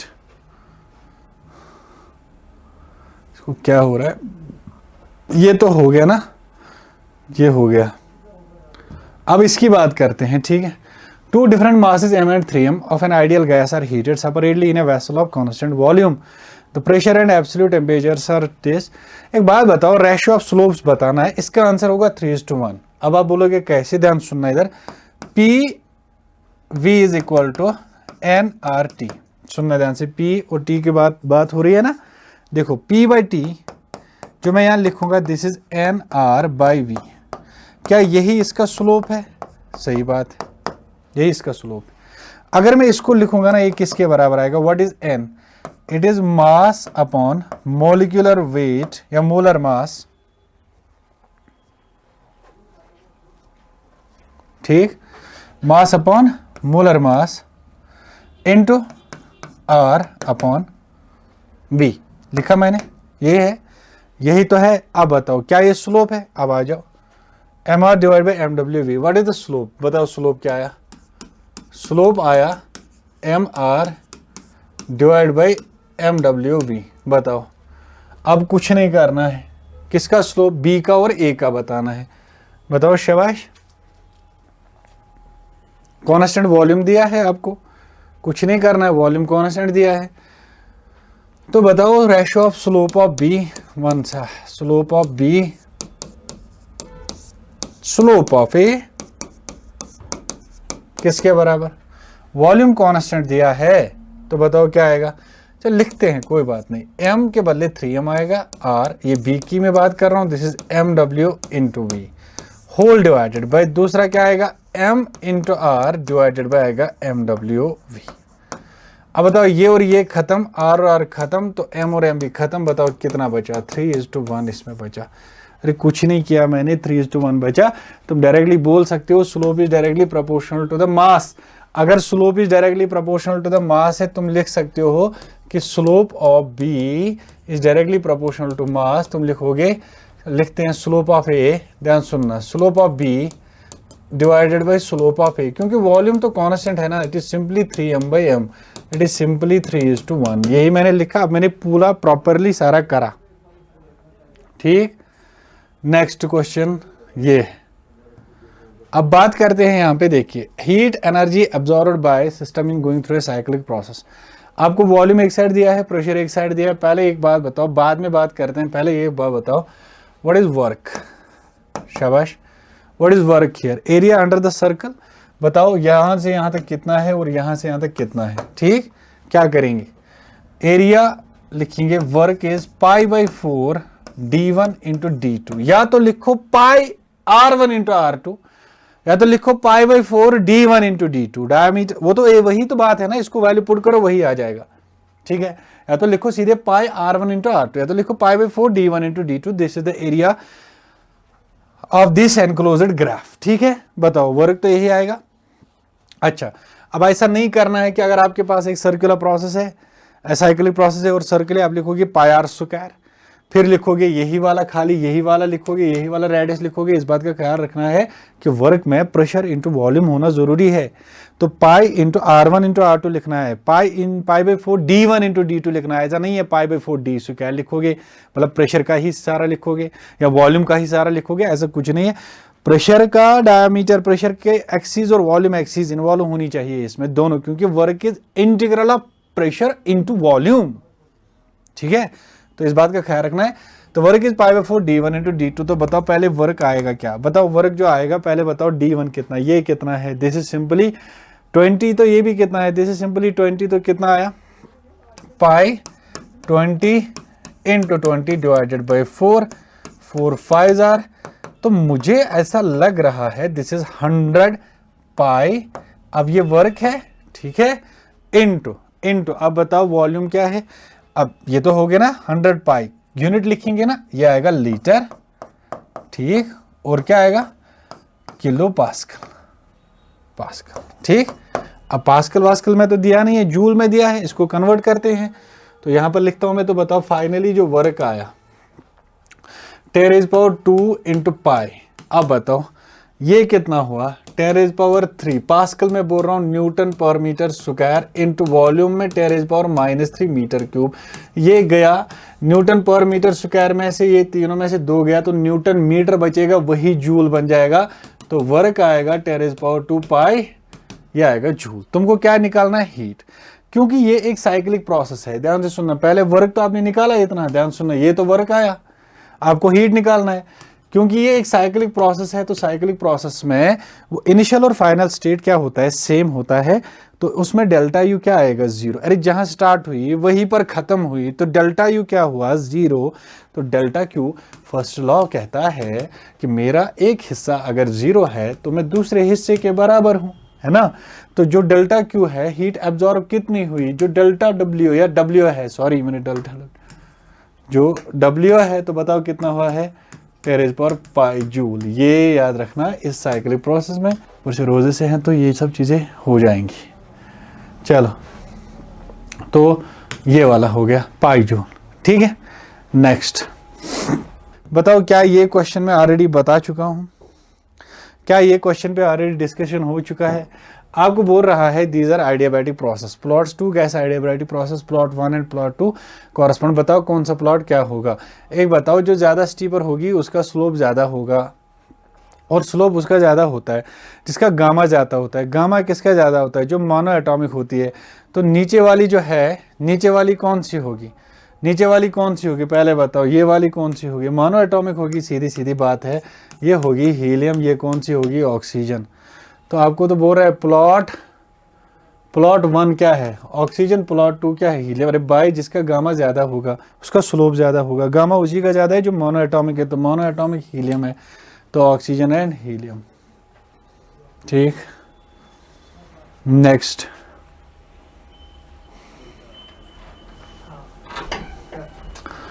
ये क्या बोल रहा है आपसे? Ideal gas is taken through ABC as shown in the figure if the net heat supply to the gas is 5 joule, the work done by the gas in the process. अच्छा भाई, सी to A आपको work निकालना है, ये तो आसानी है। इसमें क्या है, पहले एक बार बताओ, क्या ये साइक्लिक प्रोसेस है? क्या ये साइक्लिक प्रोसेस है? Yes sir. अगर ये साइक्लिक प्रोसेस है तो मुझे एक बार बताओ, डेल्टा यू किसके बराबर होगा? 0। तो जो डेल्टा क्यू होगा वो किसके बराबर होगा? डब्ल्यू के बराबर। अब ये जो डेल्टा क्यू कितना दिया है? 5 joule, that is equal to work from A to B plus work from B to C plus work from C to A. आपको क्या निकालना है? Work from C to A निकालना है। ऐसे कर सकते हैं। What is work from A to B? This is 0। क्यों? क्योंकि अगर वर्क फ्रॉम, सॉरी इस साइड प्रेशर दिया है, सॉरी। अगर work from A to B निकालेंगे तो कितना होगा? Work from A to B, work from A to B area under PV diagram and volume axis. ये है वो axis, PV diagram and volume axis. तो व्हाट इज एरिया? तो यहां पर क्या आएगा? पहली बात तो ये है, तो 5 जूल, यहां पर लिखेंगे 5 joule. This is equal to what is A B? What is A B का वर्क, मतलब इसके नीचे area. This is base, rectangle है ये, length into breadth. What is length? 10 into 1, simply आएगा 10। अरे लेंथ है 10 into 1, that is simply 10 plus आ जाओ, पहले इसको हटा देते हैं ताकि तुम्हें अच्छे से समझ आ जाए। अब बताओ what is work from B to C? Constant volume है, दिस इज 0। कांस्टेंट वॉल्यूम है, दिस इज 0। क्यों? वॉल्यूम कांस्टेंट है, बी टू सी, वर्क कितना? 0। प्लस क्या आएगा? प्लस आएगा वर्क सी टू ए। ऐसे भी निकाल सकते हैं, या अलग अलग भी, इसका डायरेक्टली आप एरिया भी निकाल सकते हो, ठीक है। अब मुझे लगा डेल्टा यू 0 है तो इससे आसानी हो जाएगी। तो ये कितना हुआ? -5 जूल। अरे 5 - 10 ले जाओ तो किसके बराबर आएगा? वर्क फ्रॉम सी टू ए। -5 है किसी जगह, -5 जूल इज द आंसर। आ जाओ नेक्स्ट, ये क्या है?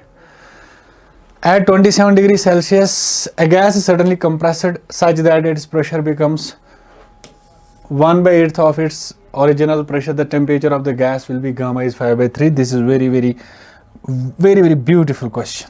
इस तरह के क्वेश्चन आते भी हैं, अलग अलग एग्जाम्स में देखे भी हैं। देखो, अब मुझे बताओ, आइडियाबैटिक प्रोसेस है, गामा दिया है 5/3। आपको निकालना क्या है भाई? निकालना आपको क्या है? आपको निकालना है टेम्परेचर।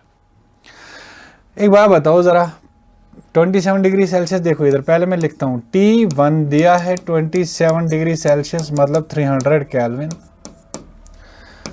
P1 जो है, let suppose that is simply P, नहीं दिया है। अब बताओ T2 मुझे निकालना है, ये फॉर्मूला बेस्ड क्वेश्चन है। और T2 मुझे निकालना है, temperature of the gas. P2 क्या दिया है?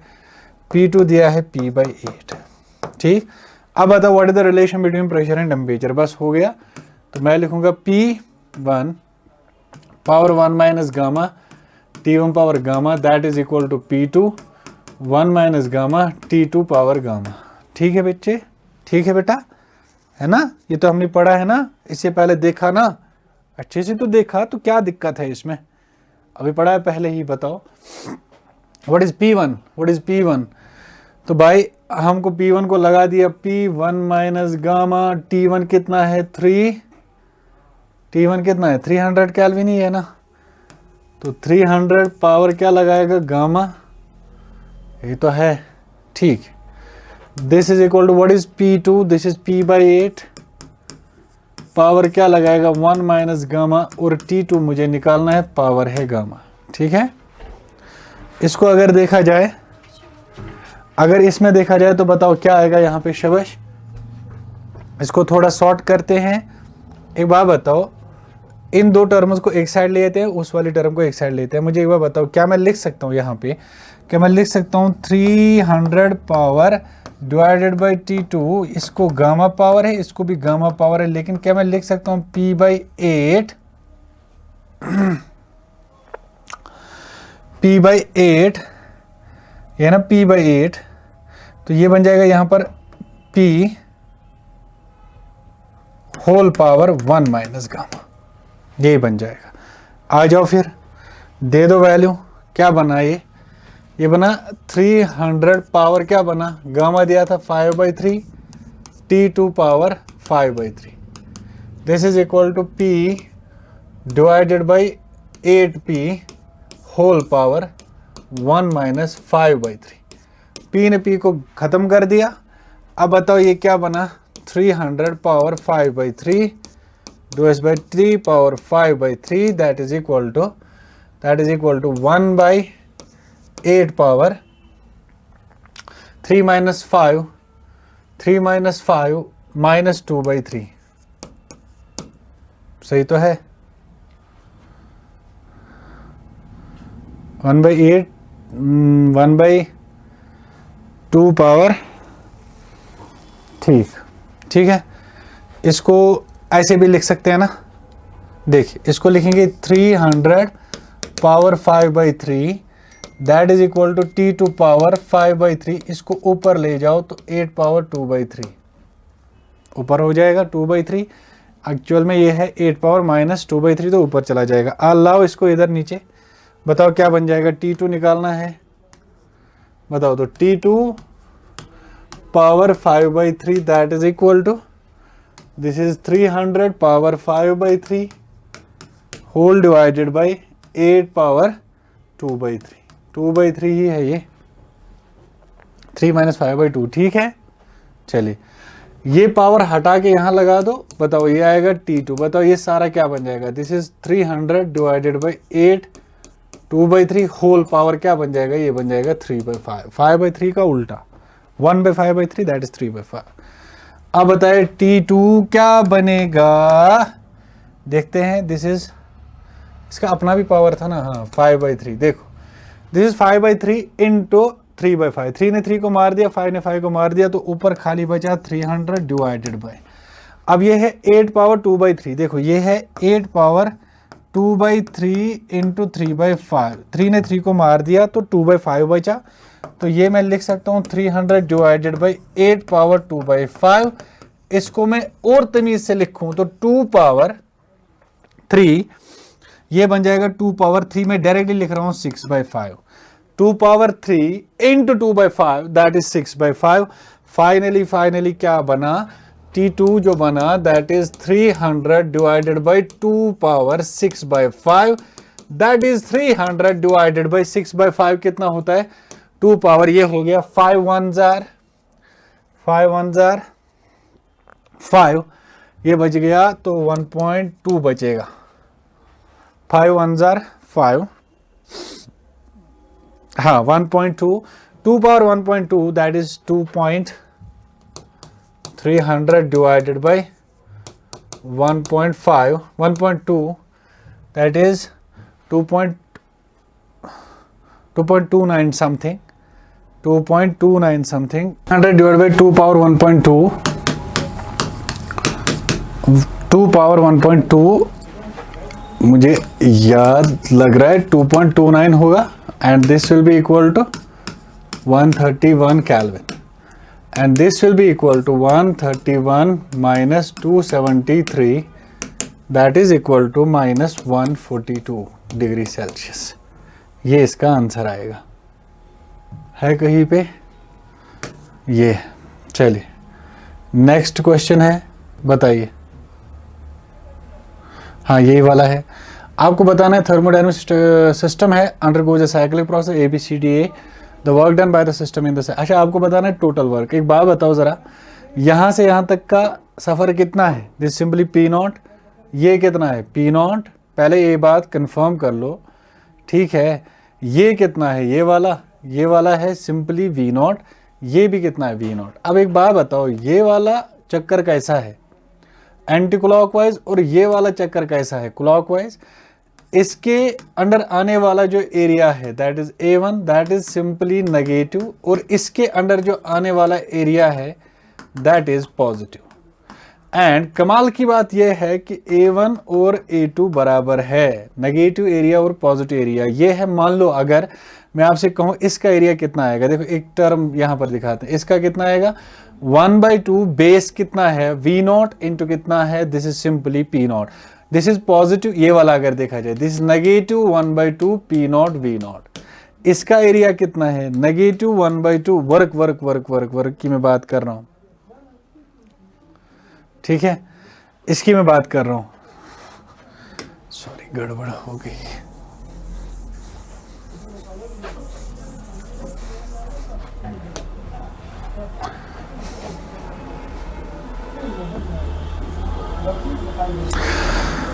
तो बात करते हैं नेक्स्ट क्वेश्चन की। आ जाइए नेक्स्ट क्वेश्चन पे, क्या कह रहा है नेक्स्ट क्वेश्चन देखिए अच्छे से। आपको इस पूरे साइकिल में बताना है कि व्हाट इज वर्क। पहले एक बात बताओ जरा, पहले यहां से यहां तक का सफर कितना है? यहां से यहां तक का सफर it is simply sir P0। ये भी कितना P0, ये कितना V0। अब इसको बिना किए अब आराम से बोल सकते हो कि यहां पर जो वर्क आएगा इट इज एंटी क्लॉकवाइज और दिस इज व्हाट क्लॉकवाइज। इसको अलग साइकिल मानो, इसको अलग साइकिल मानो। अब इसका जो वर्क होगा वो होगा पॉजिटिव कि नेगेटिव? वो होगा नेगेटिव।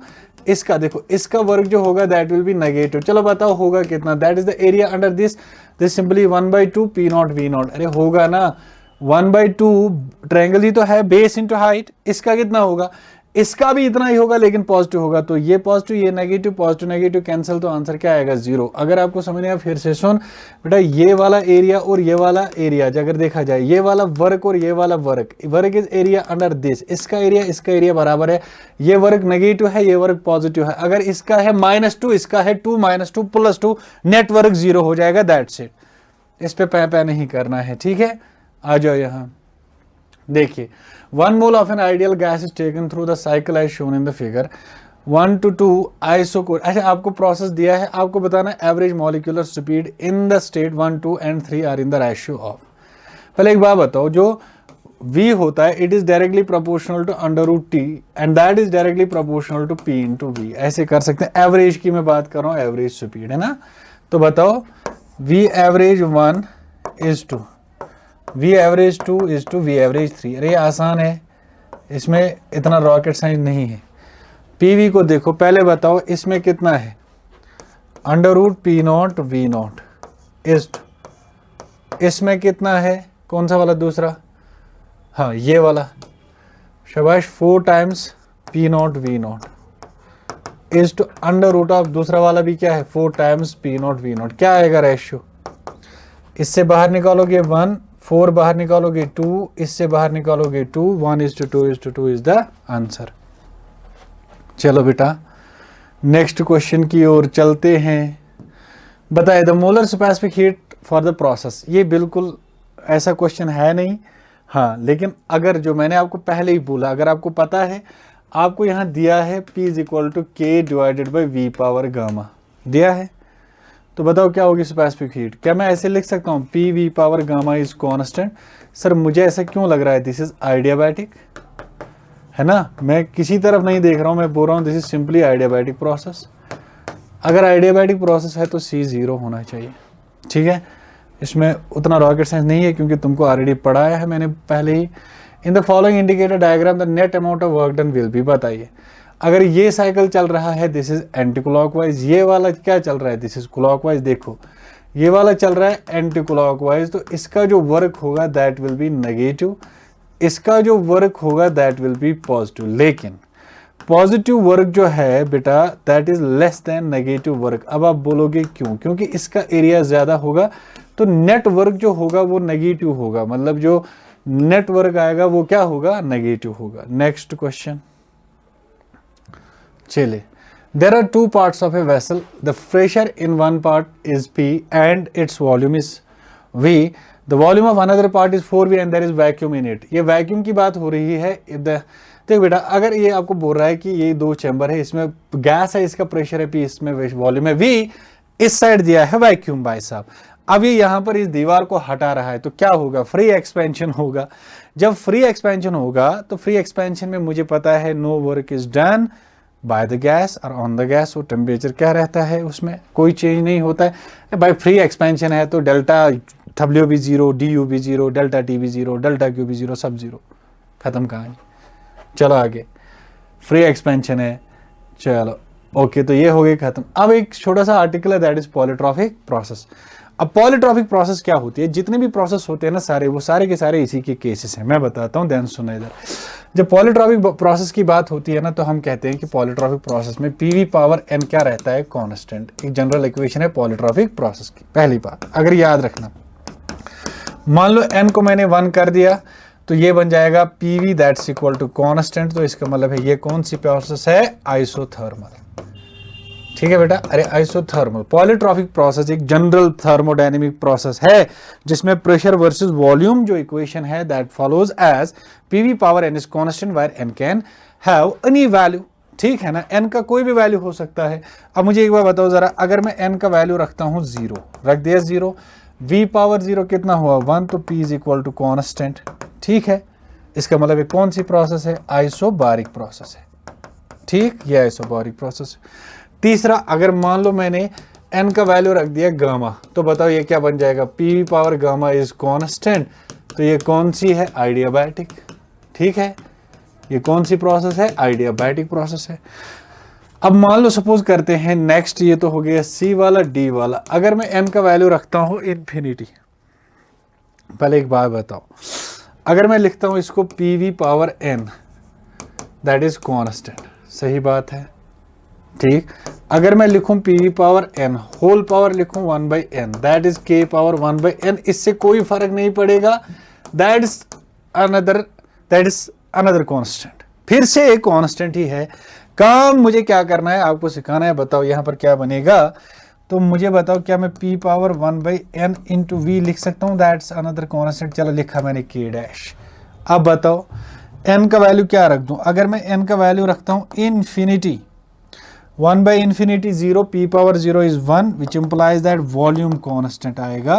तो ये कौन सी प्रोसेस है, आइसोकोहरिक। तो कुल मिला के बात ये है कि अगर मैं इन नटशल आपको बताऊं कि बताओ, पहला अगर मैं n को 1 रख दूं, अगर मैं n को 0 रख दूं, अगर मैं n को इन्फिनिटी रख दूं, अगर n को गामा कर दूं, तो क्या आप पहचानोगे, यस सर, क्या पहचानोगे सर, हम अब पहचान में आएगा sir, this is isothermal process, sir this is isobaric, ठीक, एंड दिस इज आइसोकोहरिक, सही है sir, and this is what, n is gamma, this is adiabatic. कुल मिला के बात यह है कि जो अभी तक हम प्रोसेस का पैपे कर रहे थे वो सारे के सारे भाई साहब किसके केसेस हैं, पॉलीट्रॉपिक के केसेस हैं। तो पॉलीट्रॉपिक एक जनरल प्रोसेस है जिसमें प्रेशर और वॉल्यूम आपस में कैसे रिलेट होते हैं, PV power n is constant जो यहाँ दिया है। बाकी आप अब समझदार हो जो मैंने बाकी बातें बोली।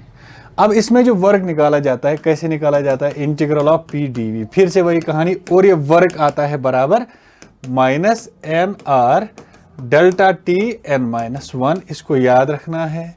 या तुम लिख सकते हो 1 माइनस एन, इसमें कोई दिक्कत नहीं है। इसी तरह सुपरसोनिक हीट कैसे लिखा जाता है, देखो सुपरसोनिक हीट कैसे लिखा जाता है जरा बताइए, C is equal to C V ओहो minus R divided by N minus 1। देखिए C V divided by N minus 1। एक बार बताओ सर इससे क्या फायदा है, एक बार बता, अगर मैं आपसे कहूं क्या मैं इसको लिख सकता हूं R divided by gamma minus 1 minus R divided by N minus 1। बता, अगर मैं n का वैल्यू रखता हूं 1, सुनना ध्यान से, अगर यहां पर रखेंगे 1 तो बताइए कितना बचेगा, शाबाश। अगर मैं इसमें 1 रख दूं, शाबाश बताइए, C इज इक्वल टू, देखो यहां पर लिख सकता हूं मैं, यहां पहला, ऐसे ना एक एग्जांपल से दिखाता हूँ। अगर n को रखता हूँ 1, बताओ c क्या आएगा? अरे by r divided by gamma minus 1 minus r divided by 0, anything 0 कितना? इन्फिनिटी, एनीथिंग माइनस इन्फिनिटी कितना? इन्फिनिटी। कौन सी प्रोसेस है ये? आइसोथर्मल। और मैं क्या पहले ही बोल चुका हूँ आइसोथर्मल में c कितना होता है? इन्फिनिटी, बोल चुका हूँ पहले ही। अच्छा, दूसरी बात, अगर आपसे बोला जाए भैया देख बेटे, अगर आपसे बोला जाएगा, सपोज करते हैं मैं आपको यहाँ बोल रहा हूँ कि मैंने n को रख दिया 0, क्या रख दिया? 0, c क्या आएगा? r divided by gamma minus 1 minus what is this? This is r divided by n minus 1, 0 minus 1, minus minus क्या हुआ? प्लस, ये क्या है? cv, तो क्या बना? cv प्लस r, उसी को cp कहते हैं, दैट्स ऑल। ठीक है, चल गामा रख दे इधर, n का वैल्यू गामा रख दे। अगर n का वैल्यू यहाँ गामा रखता है तो minus r bye gamma minus 1, ये और ये कैंसिल हो जाएगा, दैट्स 0, है ना। तो कहानी ये है कि आपको इसकी सुपेसिफिक हीट के बारे में पता होना चाहिए और वर्क के बारे में खासकर पता होना चाहिए, काम की चीज़ है, ठीक है ना। आपको कभी कभी क्वेश्चन दिया जाएगा, एक इक्वेशन है that is PV power 2 that is constant, इसका टेम्परेचर जो है वो वेरी कर रहा है T0 से लेके ट्वाइस T0 तक, इसमें जो नंबर ऑफ मोल्स हैं वो 2 है। आपको बताना है what is the work done in the process, कुछ नहीं करना है। n का वैल्यू कितना रखेगा? 2 nr delta t by n minus 1। इस तरह के क्वेश्चंस को बच्चे डरते हैं, ये क्या है, कौन सी बला है, ये पॉलीट्रॉपिक प्रोसेस है, सीधी सीधी बात है। क्वेश्चन में दिखाता हूँ आपको, एक सेकंड रुकिए। एक क्वेश्चन दिया है, देखिए, an ideal gas Cp by Cv is taken through a process in which the pressure and volume vary as P is equal to AV power B. Find the value of B for which specific heat capacity in the process is 0. अब मुझे एक बार बताओ, क्या ये polytropic process है? Yes sir. देखते हैं कैसे। देखो मुझे बताओ, P is equal to AV power B, क्या मैं इसको लिख सकता हूँ? इसको बनाना है पॉलीट्रॉपिक, पॉलीट्रॉपिक प्रोसेस का एक इक्वेशन है PV पावर n, क्या ये PV पावर n है? नहीं। लेकिन क्या मैं इसको PV power minus B is equal to A बना दूं? अब ये बन गई, है ना। अब मुझे बताओ what is the specific heat? Specific heat अभी तुमने बोला this is CV minus R divided by n minus 1, यह n का वैल्यू कितना है? माइनस B, और ये सारा का सारा टर्म कितना दिया है? 0, विच दिया है ना, heat capacity in the process is 0, सारा दिया है 0। तो बताओ क्या लिखूं मैं? पहले मैं लिखूंगा CV is equal to R divided by n minus 1। What is CV? That is R divided by gamma minus 1। अगर ये गामा माइनस 1 है that is equal to R divided by what is n का value? Minus B minus 1। R ने R को मार दिया छम छम, बता क्या आएगा यहां पर? Gamma minus 1, gamma minus 1 is equal to minus B minus 1। तो मुझे बताओ इसको क्या करेंगे? Gamma is equal to minus B minus 1 plus 1, सही बात, प्लस माइनस कैंसल। तो बताइए B, अगर गामा माइनस B है तो B क्या आएगा? Minus gamma. शायद आपको B का वैल्यू ही चाहिए था और पहला ही ऑप्शन आपके नजरों के सामने दिख रहा होगा, ठीक है। चलो और एक क्वेश्चन करते हैं। नेक्स्ट क्वेश्चन है, क्या दिखा रहा है ये? आपको बोल रहा है heat is supply to 1 mole of ideal monoatomic gas, monoatomic है, in increasing the temperature from T0 to twice T0 is twice R T0. Find the equation of the process. आपको equation of the process बतानी है। एक बात बताइए जरा पहले, what is delta Q? किसके बराबर होता है delta Q? It is NC delta T, इसके बराबर होता है ना। पहले मुझे बताओ, एक पॉलीट्रॉपिक प्रोसेस होगी, क्या होगी क्या नहीं होगी, कौन सी प्रोसेस होगी? मैं जनरल लिखता हूं, पहले सुपेसिफिक हीट लिखूंगा मैं। क्या होती है specific heat? CV minus R divided by n minus 1। तो ये यहां पर बन जाएगा R divided by gamma minus 1 minus क्या बन जाएगा? R divided by n minus 1, सही बात। इसको और थोड़ा शॉर्ट करते हैं तो C का वैल्यू मैं लिखूंगा R divided by what is gamma? It is a monoatomic gas and monoatomic gas के लिए गामा कितना होता है? दैट इज इक्वल टू शाबाश 5/3 होता है बेटा। तो मैं लिखूंगा R, this is 5/3 minus 1 minus R divided by n minus 1। यहां पर पहुंच जाएंगे, यहां देखिए यहां पे। तो बताओ C is equal to, C is equal to यहाँ पर आ जाएगा R डिवाइडेड बाई, बताइए 5 माइनस 3, ये बेटा 5 minus 1, 5 minus 3, 5 minus 3 divided by ये बन जाएगा 3R, ऊपर जाएगा 3, 5 minus 3 this is 2 minus R divided by n minus 1। ये मुझे जनरल C का वैल्यू मिला। अब इसमें पुट कर देंगे, कहानी खत्म कर देंगे। बताओ डेल्टा Q बाई साहब NC डेल्टा T, अगर और अच्छे से लिखना है N1 दिया है, it is simply delta T, this is given, this is 2R T not, ये मुझे मिला 3R डिवाइडेड बाई, कितना मिला था 3R डिवाइडेड बाई 2, ये मुझे मिला 3R डिवाइडेड बाई 2, ये मिला था, हाँ 3R divided by 2 minus R divided by n minus 1 into temperature का change T naught twice T naught, तो T नॉट डायरेक्टली लिखूंगा। अब तुम समझदार हो, यहां से थक गया इंसान, बहुत ज्यादा सुबह से लगे पड़े हैं, तो 2 T not minus T not, ठीक है, दैट इज T नॉट, ठीक है। चलो बेटा अब मुझे एक बात बताओ, R और R खत्म। अब बताइए यहां पर क्या आया, twice T naught, this is 3/2 minus 1/n minus 1 into T naught और T नॉट छमछम, ये होना चाहिए।